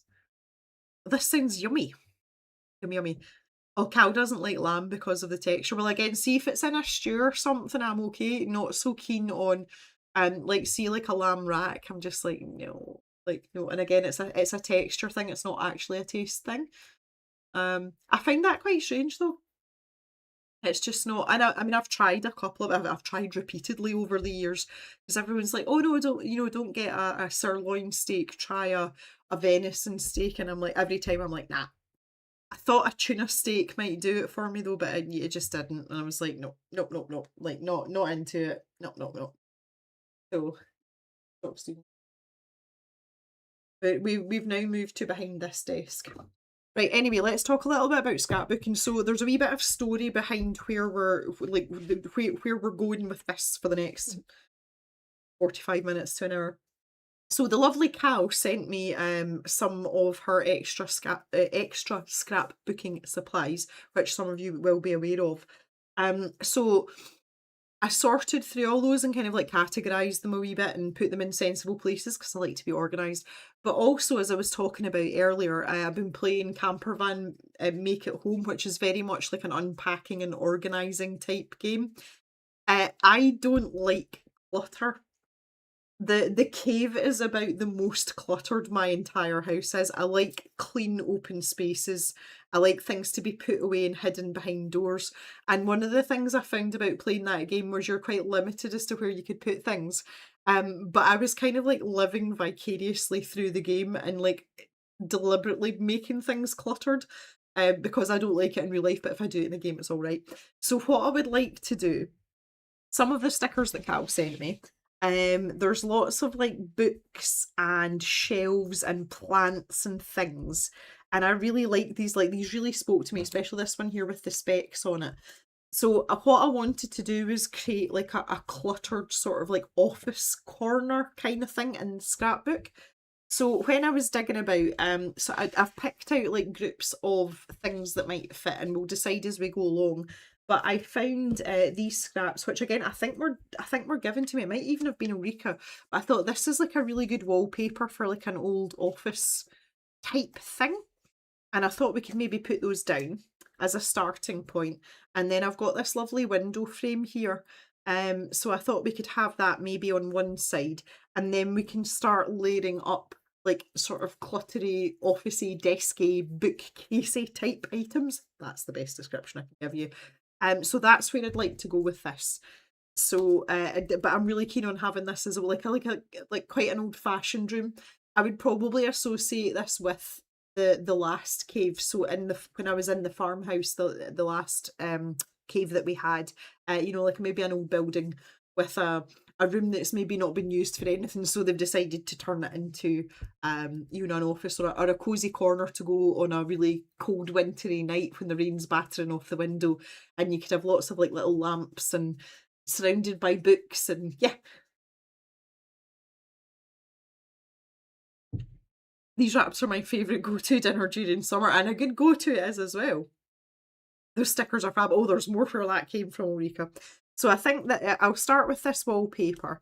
What I do want to do is decide where I'm going to put this window frame though. I'm assuming, I mean, well, is that, I feel like these would open in the way. So we would see wallpaper in here, but obviously we would see the outside. So I'm thinking probably just for ease, I might do that just in that top left hand quarter. And again, that would give us space for like a desk or a shelf, or like I'm not really sure how the rest of this is going to pan out. It's a bit of a half-cocked idea as always.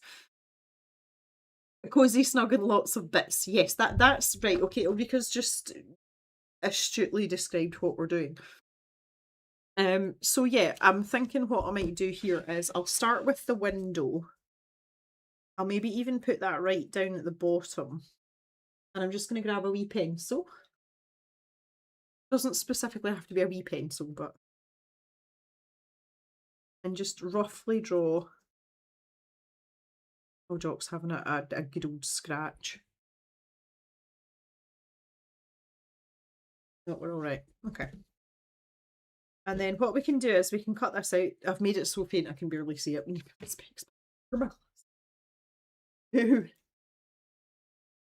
Better. Oh no, I can see my line there.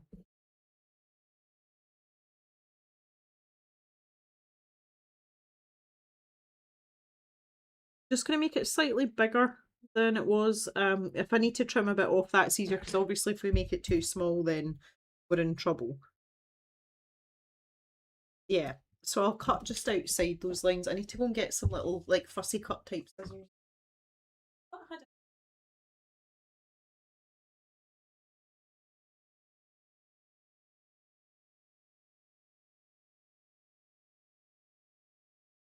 I've got this wee fancy pair of scissors. This is one of my neighbours that gave me these. How nice is that? So cute.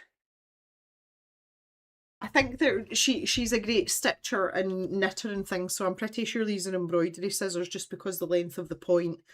But yeah, that was really kind of her. She's a very kind lady. Back with full attention.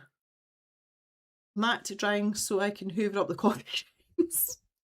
Floor cleaned. Sounds like you're sorted.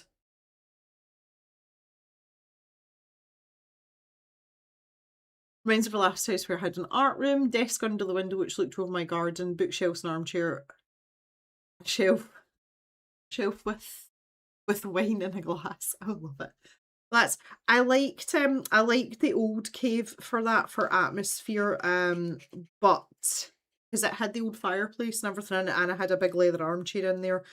But because of the high ceilings, it was a really difficult room to heat. And in the winter, it basically took like the full day of the heating being on and the radiator being up like full volume to heat the house up.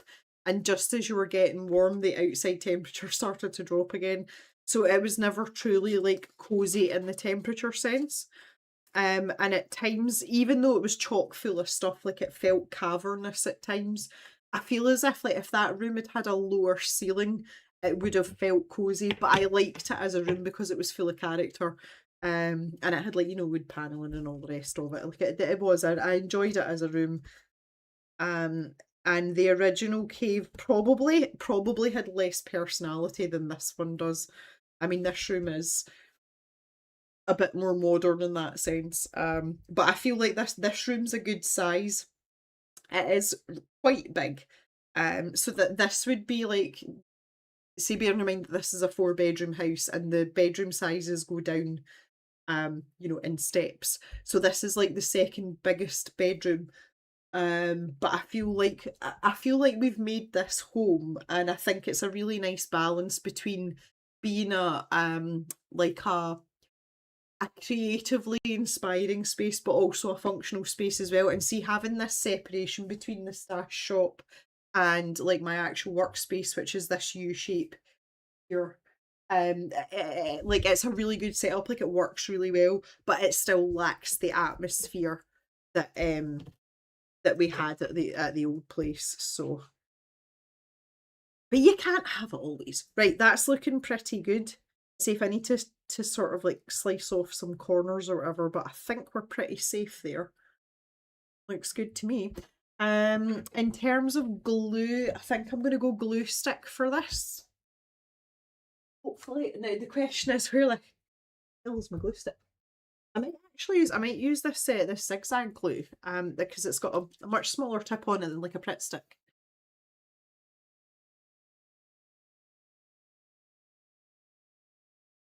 I'm waiting on the step goblins to move out so I can turn the room into an art room.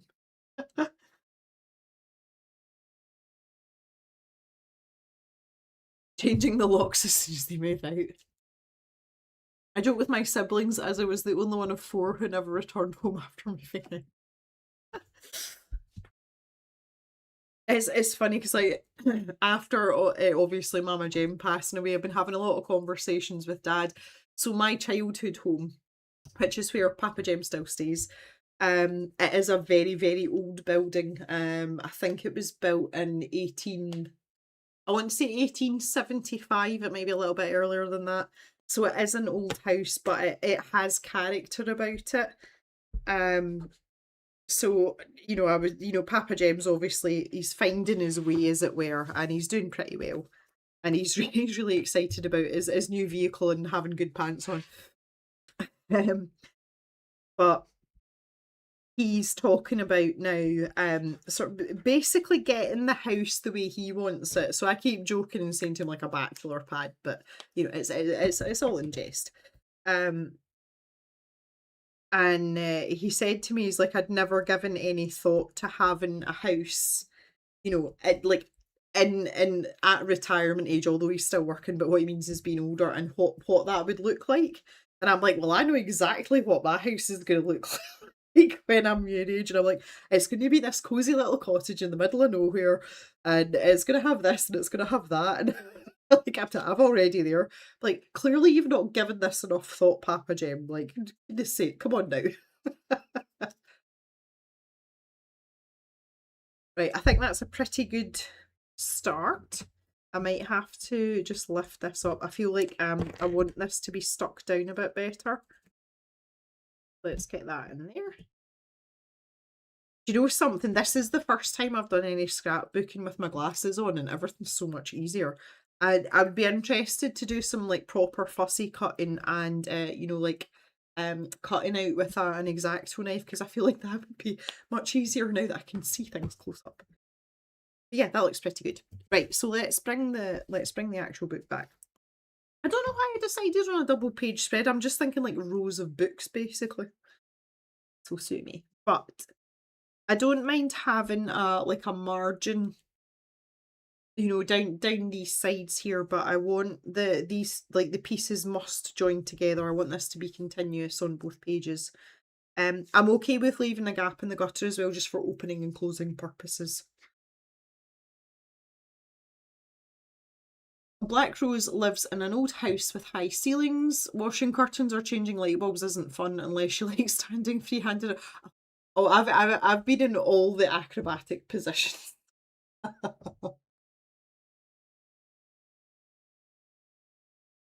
Being able to see always helps, I find. Well, that's the thing though, like my eyesight isn't that bad. It's not that severe that I can't see without my glasses on.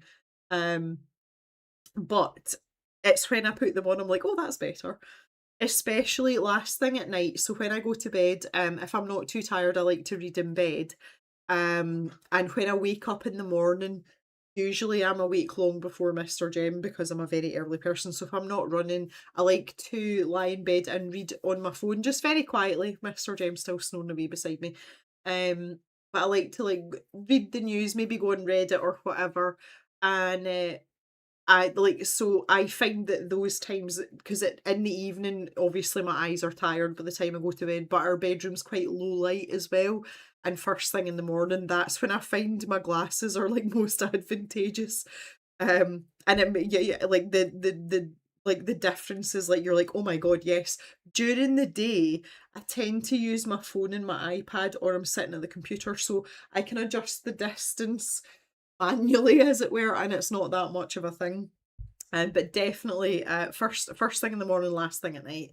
That my eyes very much appreciate it, like they really do. Oh,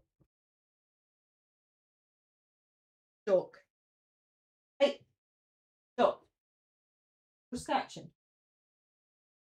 Come, come. Oh, it's a good boy.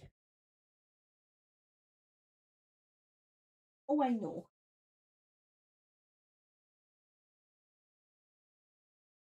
Here, look.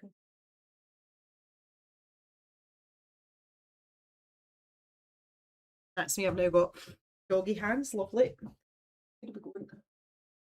Oh, we're stretching it out. That good. I just need to let him like roam around. Like I feel like a bit like a helicopter parent. See when he gets up and starts moving about, I'm like, is he okay? Like, do we need to do anything? Do we need an intervention? 9 times out of 10, the answer is no. He's just plodding about doing his thing. But I just want to like make sure he's okay.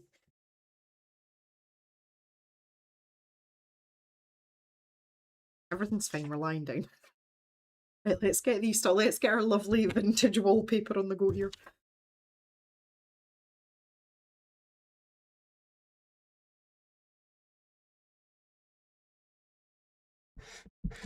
This glue pen, I mean, this glue pen is a fair age. Again, this came in a subscription box. Couldn't tell you which one, but oh, it's done its job. My goodness, it's done its job and some. And it's never dried out. The point's looking a bit knackered now. That used to be like a nice rounded bullet tip. But it stood the test of time. It hasn't dried out. And it's still substantially sticky, all things considered. Right, so let me just see where bottom one's going to go about there. So let's pop that there. Give it a rub. Our favourite scrapbooking shop is having a table sale in a few weeks. Oh, perfect. So just for context for everyone else, Purple stays quite close to me. She's a neighbour in like a county sense. And she's aware of the scrapbooking shop that is in my nearest town. I did that's dangerous, and I kind of wish you hadn't told me that, Purple. But yes, is that something you would be able to attend, Purple? Because if you could, and if you would like to, maybe we could meet up and we could both blow our bank balances, and maybe we could get coffee or something. Only if you're up for it, of course. If you're not up for it, I totally understand. But that's dangerous. I kind of wish I hadn't told me. They've got such lovely stuff, and it's so nice when it comes to scrapbooking supplies. See, again, I'm a very tactile person, and to see tangible things, and the shop's big. Like the amount of stuff that they hold is it's a lot. For like this little shop in a little town. But it's so nice. Like it's lovely. I really like it. I try not to go in too often though, because I would not have any money and I'd have no storage space left in the cave, not gonna lie.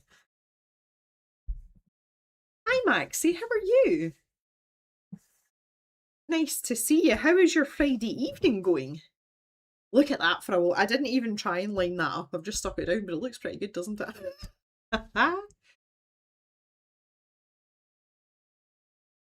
Cal thinks she recalls it being in an up crate with glitter. Oh, the glue pen, quite possibly, quite possibly. Patty's scrapbook shockers her closet and drawers. Purple, I'm an enabler. We can chat about it in Discord. Absolutely, that would be lovely. I would be up for a chat. Right. Okay. So again, I'm going to line these up now. So I want this one to be probably about here. See, I'm fine with these gaps, just because this is like a hand stitched, book, notepad, journal, whatever you want to call it. So I'm quite happy to have that gap. If I was in like a sort of mass manufactured sketchbook type situation, I would want everything to line up perfectly, but that's not what this is about. This is more like a handmade kind of. Right, I'm going to stick that one about there. So let's do this the inverse way. Sticky sticky.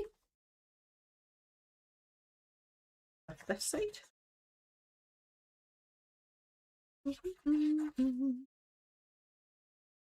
Stick down.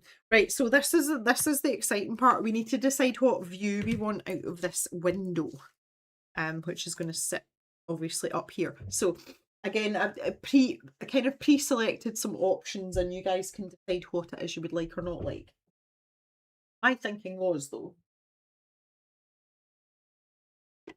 So in this little, again, I'll just shove this out the road, see what's going on. In this little pack here, I've got some like moonscape and I've got some sunset or sunrise type ones, which I thought if we picked the right one would look fabulous out the window. So my gut instinct, because of the colours we've picked, is to get contrast. So I think like more of the nighttime one, and it might kind of perpetuate that kind of cozy feel. So you can tell me what you think of some of these. I was thinking like the darker the better, but look at these, are so pretty. I think there's two of each. One of those I've obviously used. Oh no, there's the other one. Like, look. So not necessarily needing to be a focal point, but like if we pick this one with the moon, like how do we feel about that? Or do we want something darker? Like we could pick a darker corner. Maybe we can move things about. This one's got a bit of a darker shade too. That might be nice out the window though.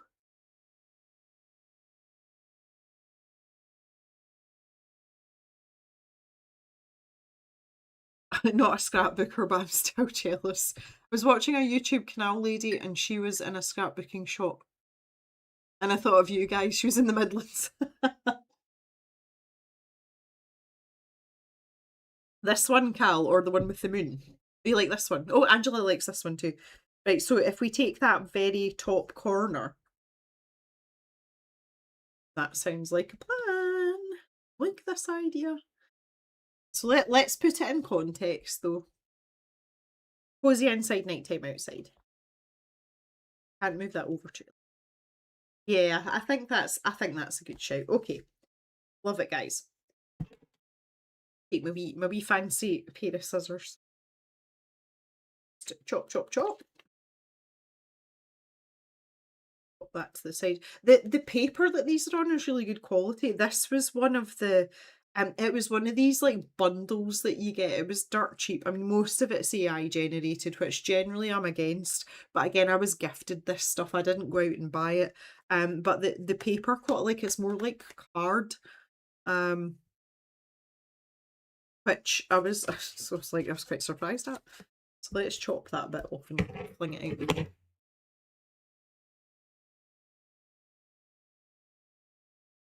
It doesn't even have to be that square, to be honest, does it?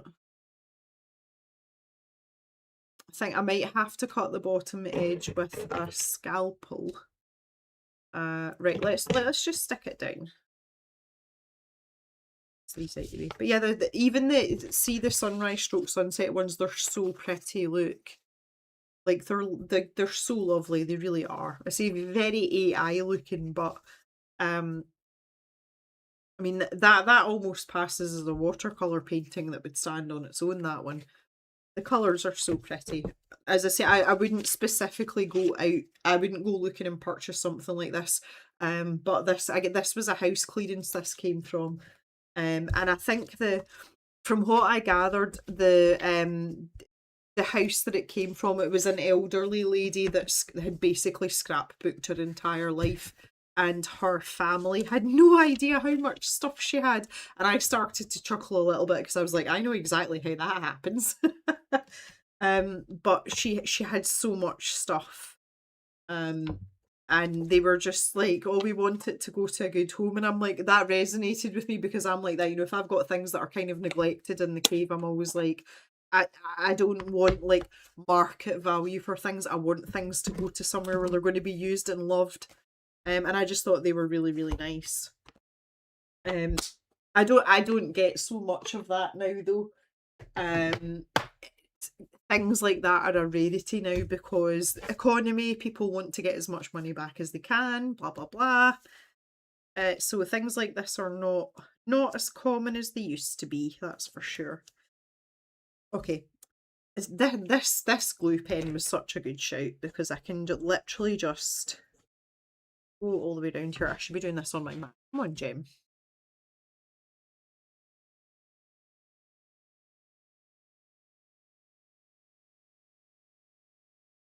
All the way around. They are nice and thick, like making sure I'm going right up to the edges. For sure. And then if we're really sensible and careful, I am none of those things, but we try. Line this up. I think probably there's good. Yeah. Stick it.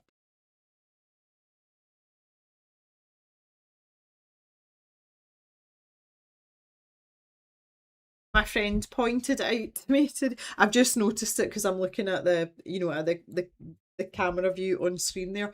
My friend pointed out to me the other day that my hands are getting very unchubby these days. I've always had quite chubby fingers, like even when I'm, quite sort of slim and at a healthy weight. I have noticed it, especially in my wedding rings. They're starting to slip towards my knuckle, and quite often they're separated, and my half eternity band spins round. So that the silver side showed, and that's something that never used to happen. Like they were wedged on there for so long, and I was like, oh yeah, great, my hands are getting skinnier. Yay. But I notice it with this ring now as well. This moves quite often. Um, I hate the fact that like you spend all this time doing all this hard work and tracking your calories and all the rest of it, and someone says to you, "Oh look, your hands look skinny." I'm like, that's not that's not a compliment. Like it's not a compliment. Yeah, as I say, we were talking about shoe sizes because Thea mentioned that as well. Like I am down half a shoe size now, which is outrageous. I don't care about my feet. I've always had big feet. Like, can I not lose like some more of the weight off my tummy, please? I don't care about my hands. But I do notice it. I notice it especially it's my knuckles. Like my knuckles are getting quite prominent now, which is kind of weird, but here we are. It's been such a long time since they've been like that. I've forgotten what that looks like. And obviously I'm a wee bit older now as well, so the knuckle thing is going to be a thing. I don't know which way. I think I would be better with this. I've got an exact one here. My hands are pretty well warmed up, so this shouldn't be too much of an issue.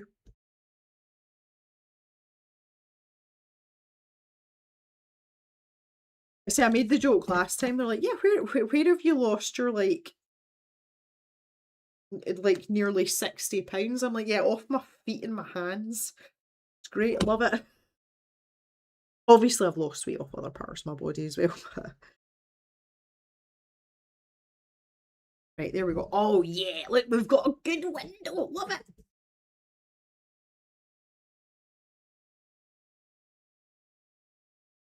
Pop this back in. Righty mo. Oh.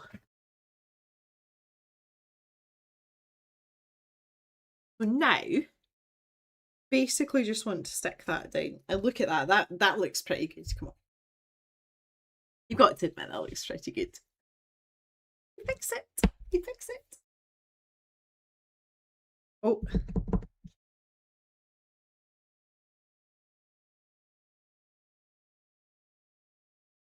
I'm basically going to cover most of this area with this glue. Like all the layers. Make sure we can get a good surface area for stickage. Stickage? Is that a word? It is now. Let's see how this. Pull this wee book back. See, I'm more about lining up the top. Oh, no, hang on. Balls that up over a bit. Out there. Give it a wee press down. I've been asked if my bust has gotten smaller when I lost weight because people often say that happens. Well, no. I'll always have a big bust unless I've sort. Well, I'm the same. From my like normal healthy, what I would say like what I call like running weight, which is when I'm at my lightest in training and all the rest of it. So from that to when I was at my very, very heaviest, which was at the last cave, that's like let me do some calculations here, just so that Michi doesn't have to convert things. Right, okay, so hang on. See, like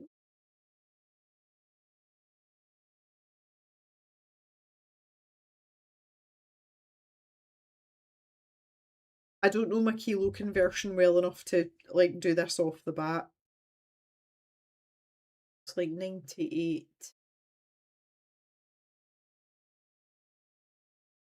Okay, so like from my like healthy running weight to what it was at my heaviest is like 44 kilos.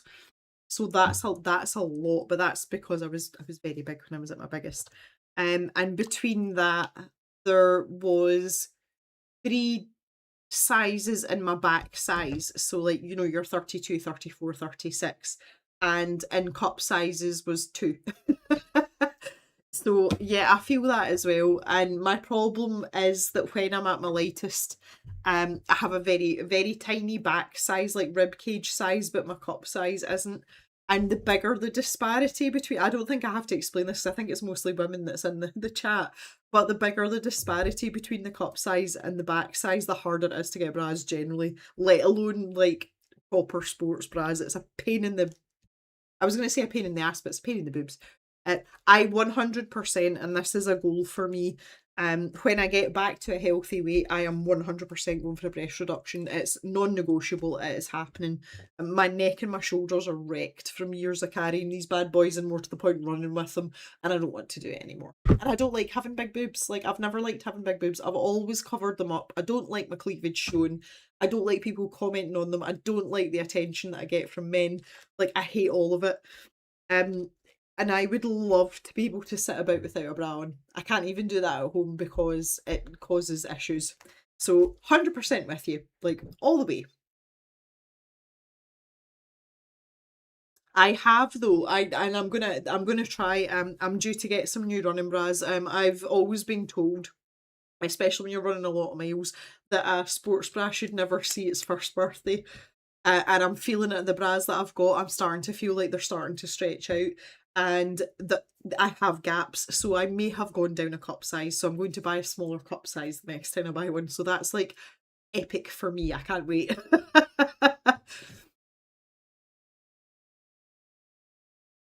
Rika's cup size hasn't changed since she was about 25, even after gaining weight and since the mobility problems. Black Rose lost 21 kilos, only went down one back size. Cup size stayed the same. Reduction is on my wish list too. Oh yeah, that's what I'm saying, like 44 the difference in my back size between 44 kilos and my lightest is only like 3 sizes. You would think at 44 kilos that would be, like things would get, but I've never carried much back fat, although all of like my weight goes, like, distributes itself quite evenly over my body, so there's never any drastic changes. So at my heaviest I was a 36, and at my lightest I'm usually a 32. Depending on the make, sometimes I have to go down to a 30, but generally 32 is good. So not that dramatic a difference, really, considering when I was big I was like really, really big. Like, because the other thing you have to remember was that my BMI was touching 40. It was like 39.8 when I was at my biggest. So it would be nice to have like all of a sudden gone down, but I'm just, my frame's not that big. I say sometimes never at my 30. So anyway, what can you do? It's just the way of it. Right, I feel like that's stuck down pretty good now. So the next thing I was thinking about, again, I'll turn away to get some more supplies out here. Right, I don't need this. I can put, oh, that one. For those of you that have seen any scrapbooking I've done before, I feel out the clocks every time. I feel like I want a clock, even if it's just in the background. I'm going to stick it in this corner. I feel like that's fitting. It kind of blends in a wee bit though. Let's get some options out. There's like a kind of class. Oh, that was a wee involuntary hand twitch there. I don't know if you caught that or not. This is very similar to the clock that lives in my kitchen. We have an oversized clock in the kitchen. So, and we love it so much that we had one, and it fell off the wall in one of our houses, and it just like kind of like smashed into a million bits. We liked it so much that we sourced a second identical one, so we're on the second iteration of the same clock, and it's gone with us through all the houses. I think this one, because it matches the like the window frame. So like, what do we think? Or do we think like, again, any thoughts welcome? I think the rest of them are a bit too intricate. Bearing in mind this is going to be a background thing. This one might be good because the Roman numerals kind of match the colour of the wallpaper. So if any, I'm determined one of these is going in, but I'll let you guys pick which one you think should go in. The secret stash of goodies on the there's a plethora of things behind me here, Rika, but if I was to go through all of the scrapbooking supplies like as we go, we'd be here for days. Like, we would still be here next Friday. So I try to curate a smaller pile, and it just happens to be behind me and you can't see it.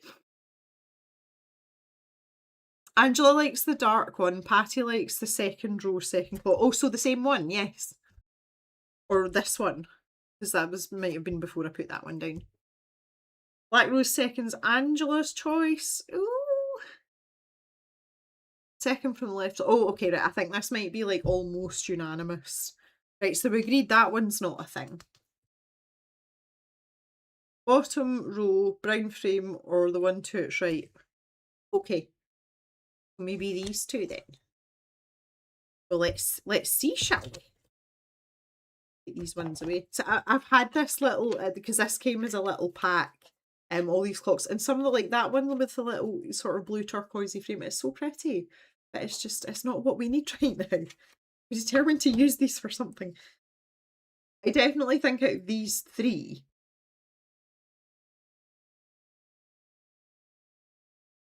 I just think that's more cohesive because it kind of matches the window frame. And I like this one because the colour's very similar to the wallpaper. I feel like that sticks out to it because this is going to be a background thing. Like, we're going to layer things up in front of that. So let's take that one out. Right, what do we think then? Final decision, left or right? I think I know what the answer is going to be. Chalk. Right. Action. Good boy. Goes well with the frame of the window. Yeah, let's go for that then. Yay, I finally get to use one of my clocks. Ha ha ha. Thank you for your input, ladies. So let's go there. And this glue stick's earning its keep tonight, isn't it? I would buy another one of these, you know that. It's not often when I get things in subscription boxes that I would reorder or repurchase it, but I would absolutely get one of these again because they definitely stand the test of time, that's for sure. Right, so I'm going to pop this up in this corner. Make sure it's fairly straight. There's nothing worse than a wonky clock. Okay, everyone's in agreement. I would like to point out as well, you can't see it, but see the paper this is made of? It's a wee bit knobbly bobbly, like there's a wee bit of texture on it, and it makes it really nice. Okay, this is so good. I'm having so much fun with this already. We've hardly done anything, but I absolutely love this. I wish I had more time to spend scrapbooking. I really don't. I don't have the space for it either. Everyone's who aren't 50-50. Right, so other things. Right, so my first thought, see when I was kind of like brain farting this out, I was thinking about having like, you know, stuff in the background and then like layered shelves that we could put like the clutter on. And one of the things I've got here, this is supposed to be like garden items, but it's wooden frames, and I thought that some of the square ones might be a good shout. But I also have here.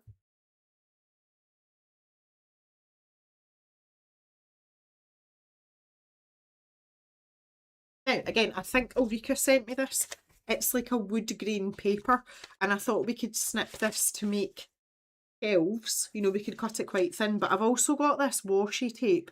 It's meant to be like a map grid pattern on it, but it's so thin, and I thought that might make quite nice shelves as well. And because it's a little bit lighter, it'll feel like it's more in the foreground. So I would love your thoughts. I would like to keep it about that thickness though, because the thinner it is, the more shelves we can get in. But I also thought as well we could maybe make this like an actual desk. You know, we could cut out a strip so it was sitting under the windowsill. So again, any thoughts, any input, like most welcome. This is very much a you know, let's just have fun and see what happens kind of thing. Was it you that sent me Ulrika? My God, like I'm impressed with my own memory.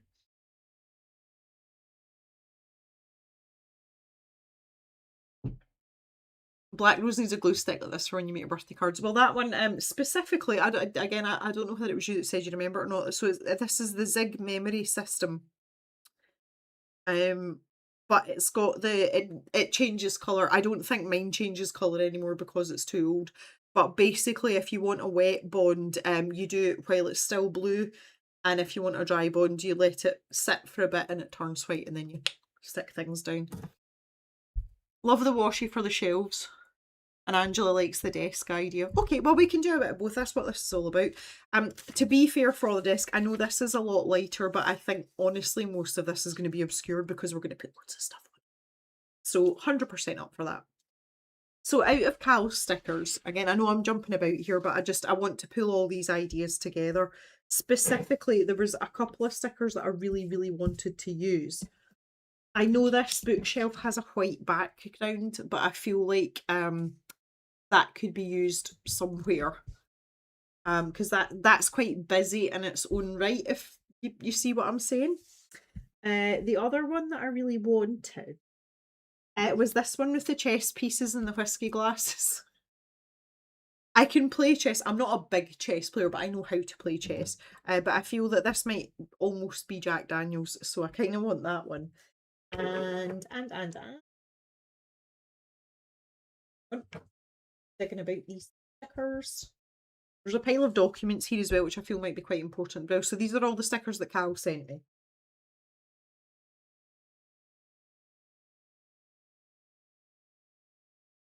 So that one's got a window in.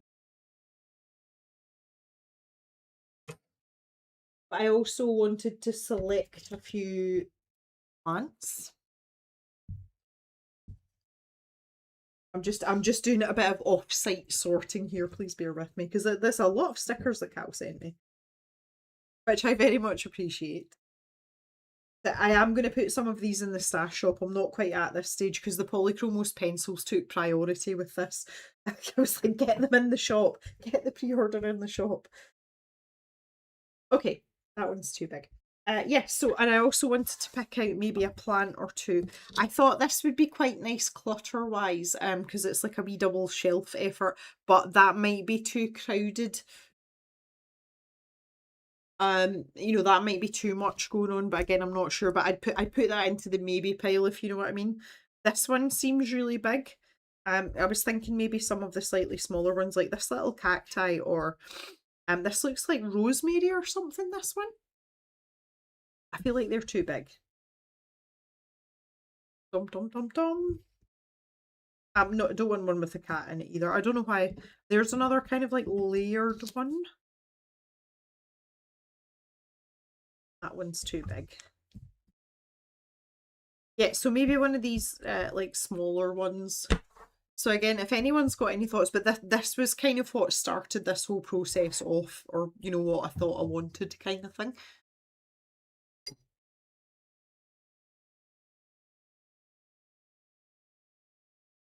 In the chest of whiskey one. The small plants are perfect. Well, yeah, we could pick one or two. I think I'm quite drawn to this one for some reason, and I don't know whether it's maybe the colour because it's a terracotta pot. That would probably look, again, like I'm trying to get the glare off it because it's shiny. But if you look at it like that, it kind of fits in with the colour scheme, but it's not going to fade into the background, so to speak. So I think I've kind of talked myself.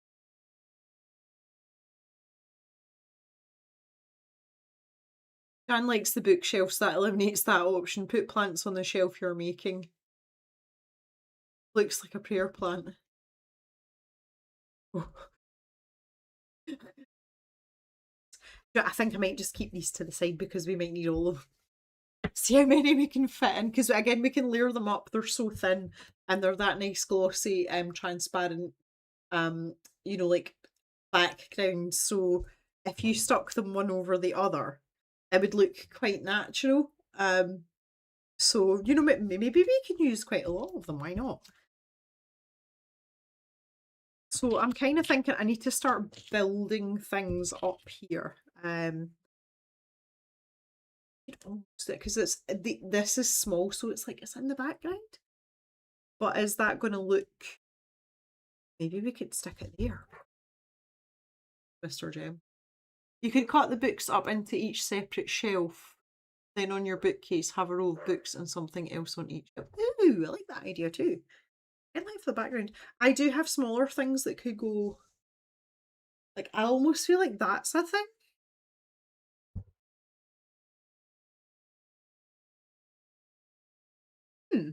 There's so much to think about here. But I've got other stuff as well. Like I've got other stuff. I want to take these frames out just to see, like, for scale what we're looking at here, because I haven't touched these either. This is this brand new packet.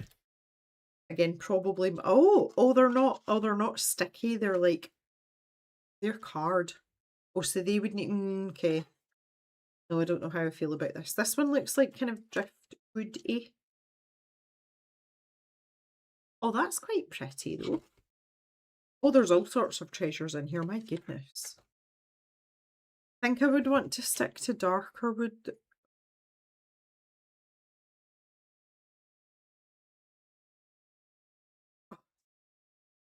Well, that's solved that problem, hasn't it?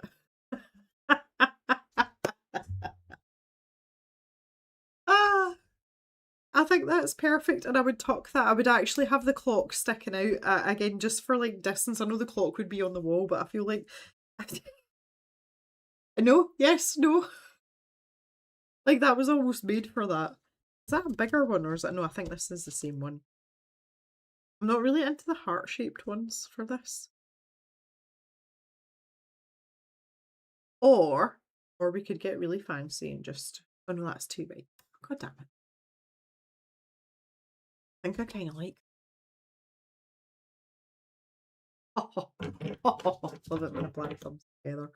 Right, so let's just butcher this. Let's just chop the bottom off this, just because we can, and that negates the whole white, bookcase situation as well. So exciting! How high up do we want this? I kind of want to put things on the top though.